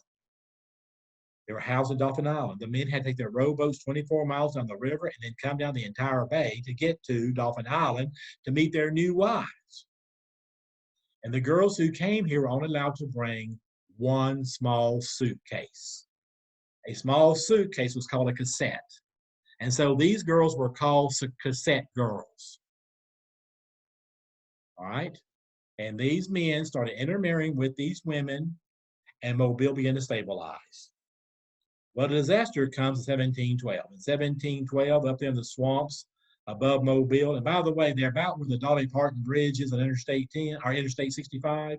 They're up there outside of Vernon. They're way up there above Vernon. They're way out there in the middle of nowhere. Yellow fever hit them, and they packed up their city and they moved to the present-day city of Mobile. And where Interstate 10's tunnel is, where the George Washington Wallace Tunnel is where they built their big fort. The big fort was named Fort Caroline. Okay, it'll eventually become named Fort Condé. It's named Caroline after the Queen of France in this. I'm the Queen of Spain, or the Queen of France during this time period. Sorry about that. They build this big, huge fort. The whole fort is built here for protection. They're going to bring in Canal Street, Government Street, Dolphin Street, all the little side streets are in downtown Mobile.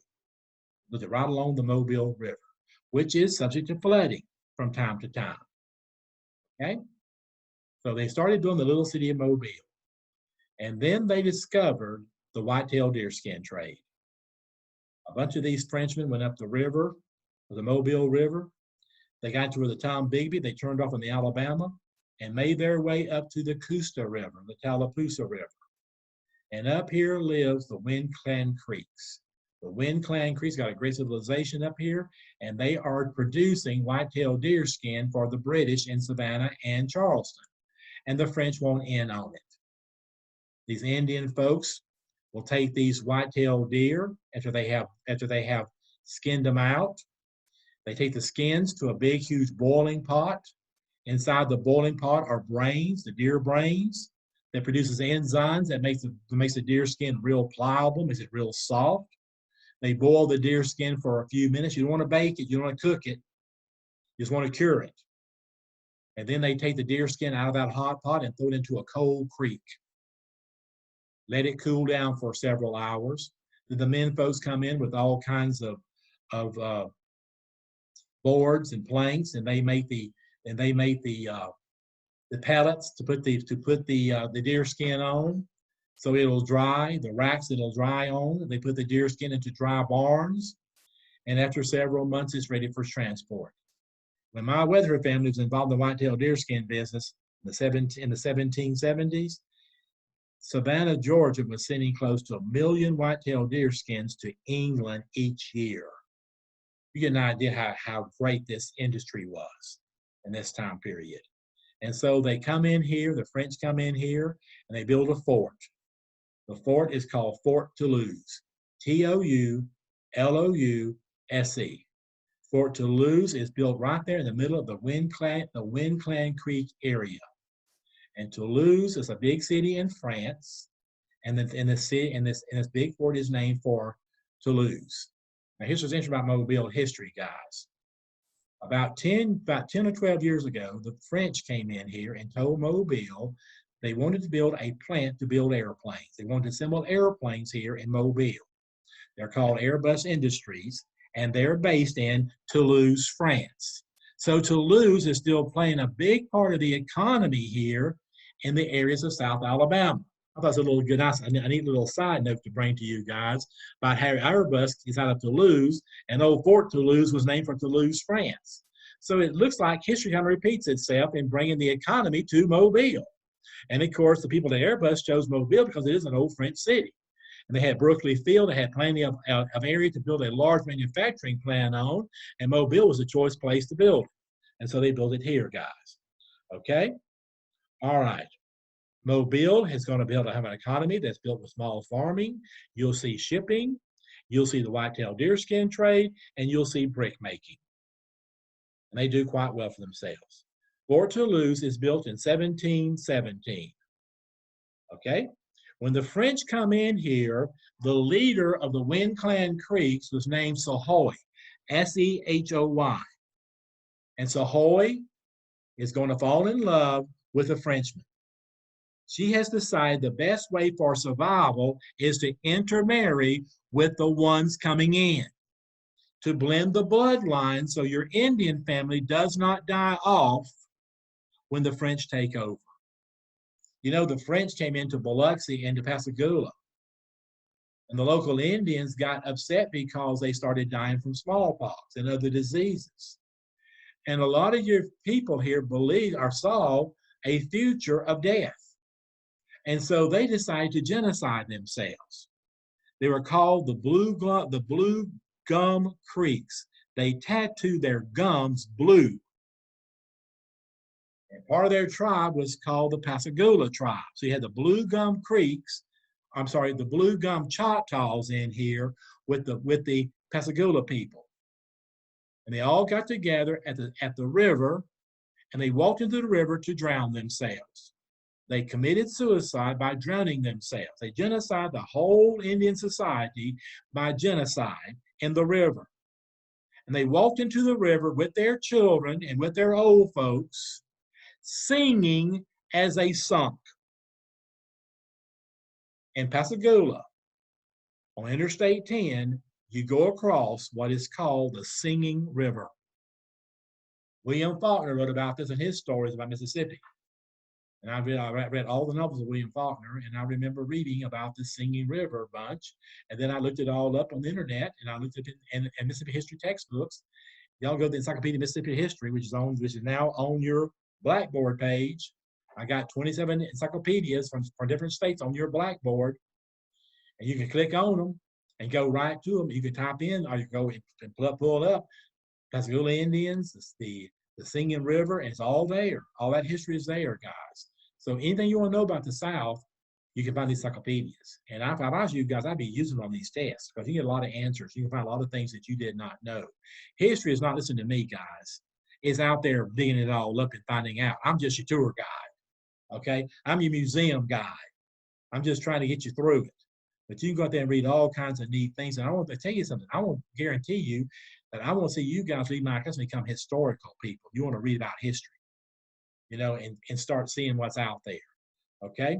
Well, guys, they decided in 1718 to build a city on the Gulf Coast that will rival Philadelphia and New York and Boston.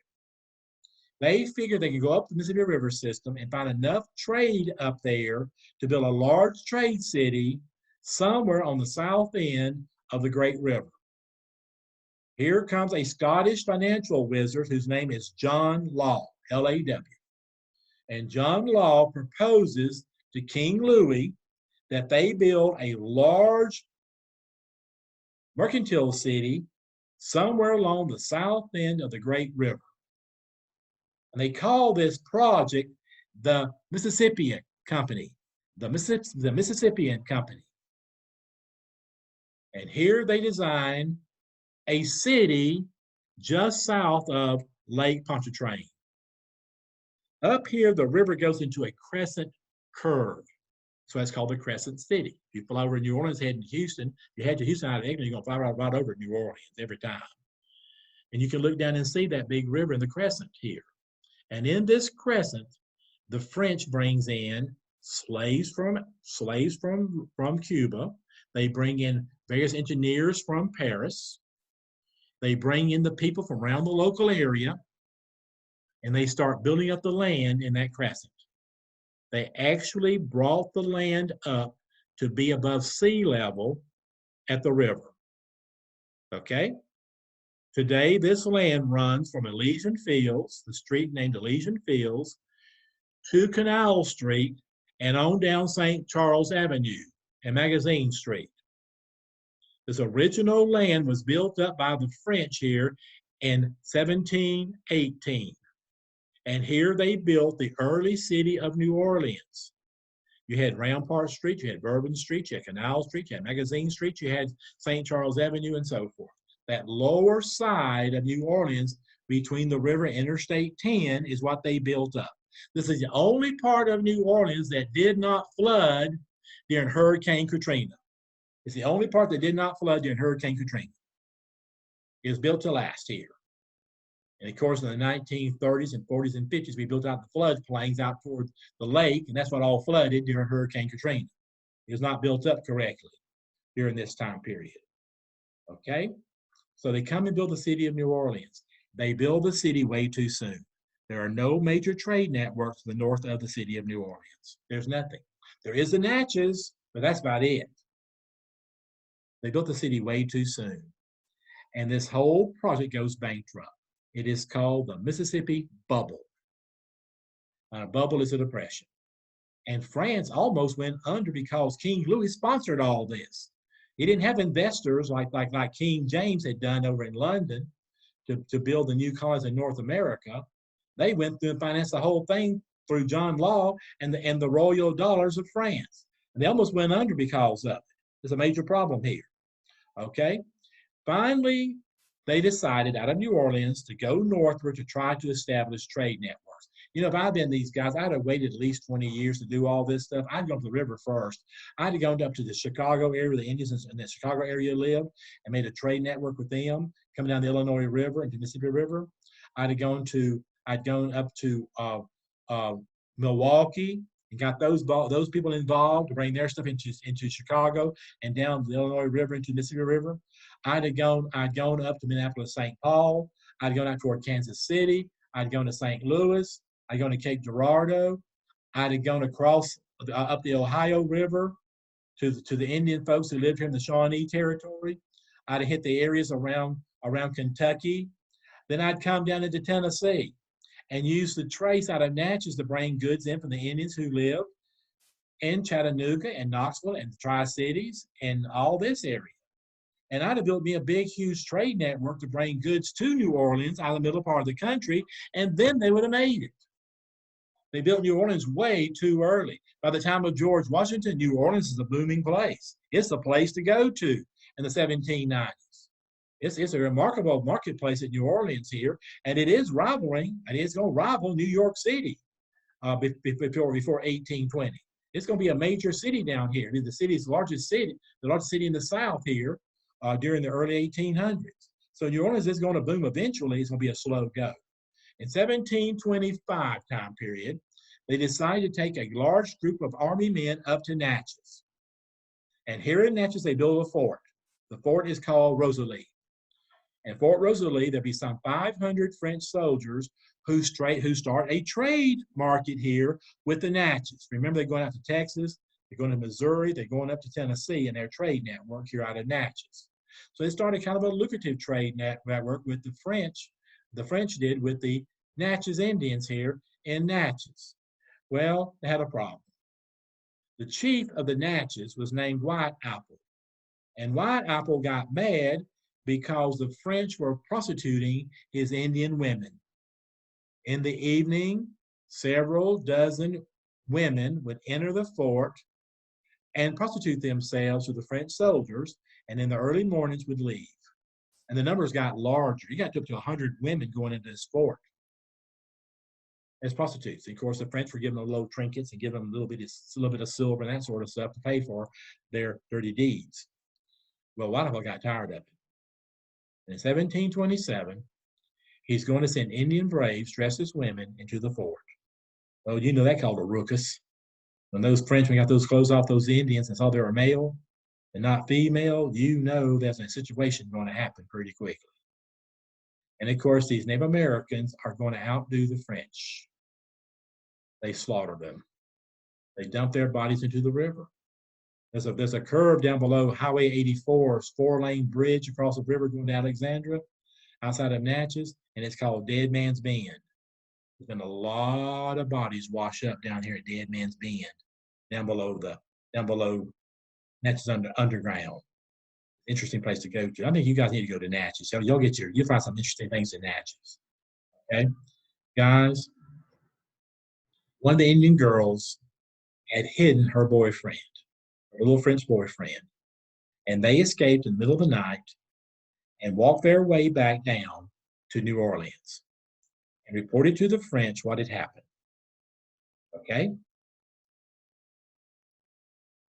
In 1729, the French fleet sails up to Natchez and destroys the entire city. According to the history of Mississippi, the history of the Natchez, according to the history of the French, the history of the Spanish, and the history of the English, there are no survivors at Natchez. Now, some folks said there are several dozen who survived, and they brought them down to the Caribbean and put them into slavery, where they soon died in slavery. But according to the folklore, according to the history of these European countries, nobody was left in Natchez. Well, here comes Professor Dave trying to investigate all this mess. And I go to the archives in Montgomery. And in Montgomery's archives, I find a book that was written in 1840 by George Stiggins. George Stiggins was the brother-in-law of Sahoy III. That's Sahoy II's granddaughter. And Sahoy III had married Charles Weatherford out of Georgia. Charles Weatherford is the older brother to my Richard Weatherford of a different mama. In other words, Charles was born from the first wife, the firstborn son of the first wife. My Richard was the last-born son of the second wife. And Martin Weatherford produced both boys, and he had 24 children between two wives. It's crazy. I got a nephew over in Fairhope that's having their fourth baby in 5 years. I'm saying, no, y'all better hold on here. You're going to turn into Martin Weatherford with 24 kids if y'all not careful. It's kind of crazy. But guys, Sahoy Weatherford, brother-in-law, is George Stiggins. And George Stiggins knows all about the Creek Indian because he's married to a Creek Indian woman. He knows all the folklore. And in 1840, he sat down and wrote the history of the Creek Indians. The book is about 150 pages long. Well, the manuscript was discovered by a professor out of Wisconsin back in the 1860s, and he took it home with him. He stole the manuscript. In the late 1940s, the library there in Milwaukee had a copy of this manuscript, and they sent it back down to Birmingham, to the library at Birmingham. And in the 1950s, the library had it published. They got it all typed up and got it published. And here I found a copy that I didn't know even existed in the archives in Montgomery. And of course, I soon came home, went to Amazon, and ordered it for $120. One little old book for $120. But it told me what I wanted to know. The French did not destroy all the Natchez Indians. The Natchez had people who were up in Kansas City, they're out in Dallas, and up in Nashville, Tennessee. And these folks returned about 2 weeks after the French destroyed the city of Natchez. These folks came in, there are several thousand of them. They buried the dead and pondered what they should do, because they could not rebuild in Natchez or stay there because the French would get them. So they decided they're going to turn themselves into Creek Indians. And they sent some people ahead of time, an entourage ahead of time, to meet with Sahoy I. Remember, she had married a Frenchman. So Sahoy met them in secrecy. And she told them to bring your people across and put them in a place that's called Talachi and Talladega. They said there was Sylacauga, Alabama is located. Sylacauga. And so these people left and went and hid out in Talladega and in Talachi. And here they lived in peace until Andrew Jackson shows up in 1813, early 1814, and destroys them. He destroyed them. But George Stiggins told me where the Natchez went. The French did not kill off all the Natchez. They killed off the ones who were in the villages. The ones who were on the actual routes we're in line. That's why I tell you guys, when you study history, you've got to study all sides of history. You got to study all sides of history. You got to do it the French side, the Spanish side, the British side, the Canadian side, Mexican side, the German side. You got the Japanese side. You got to look at all sides of history.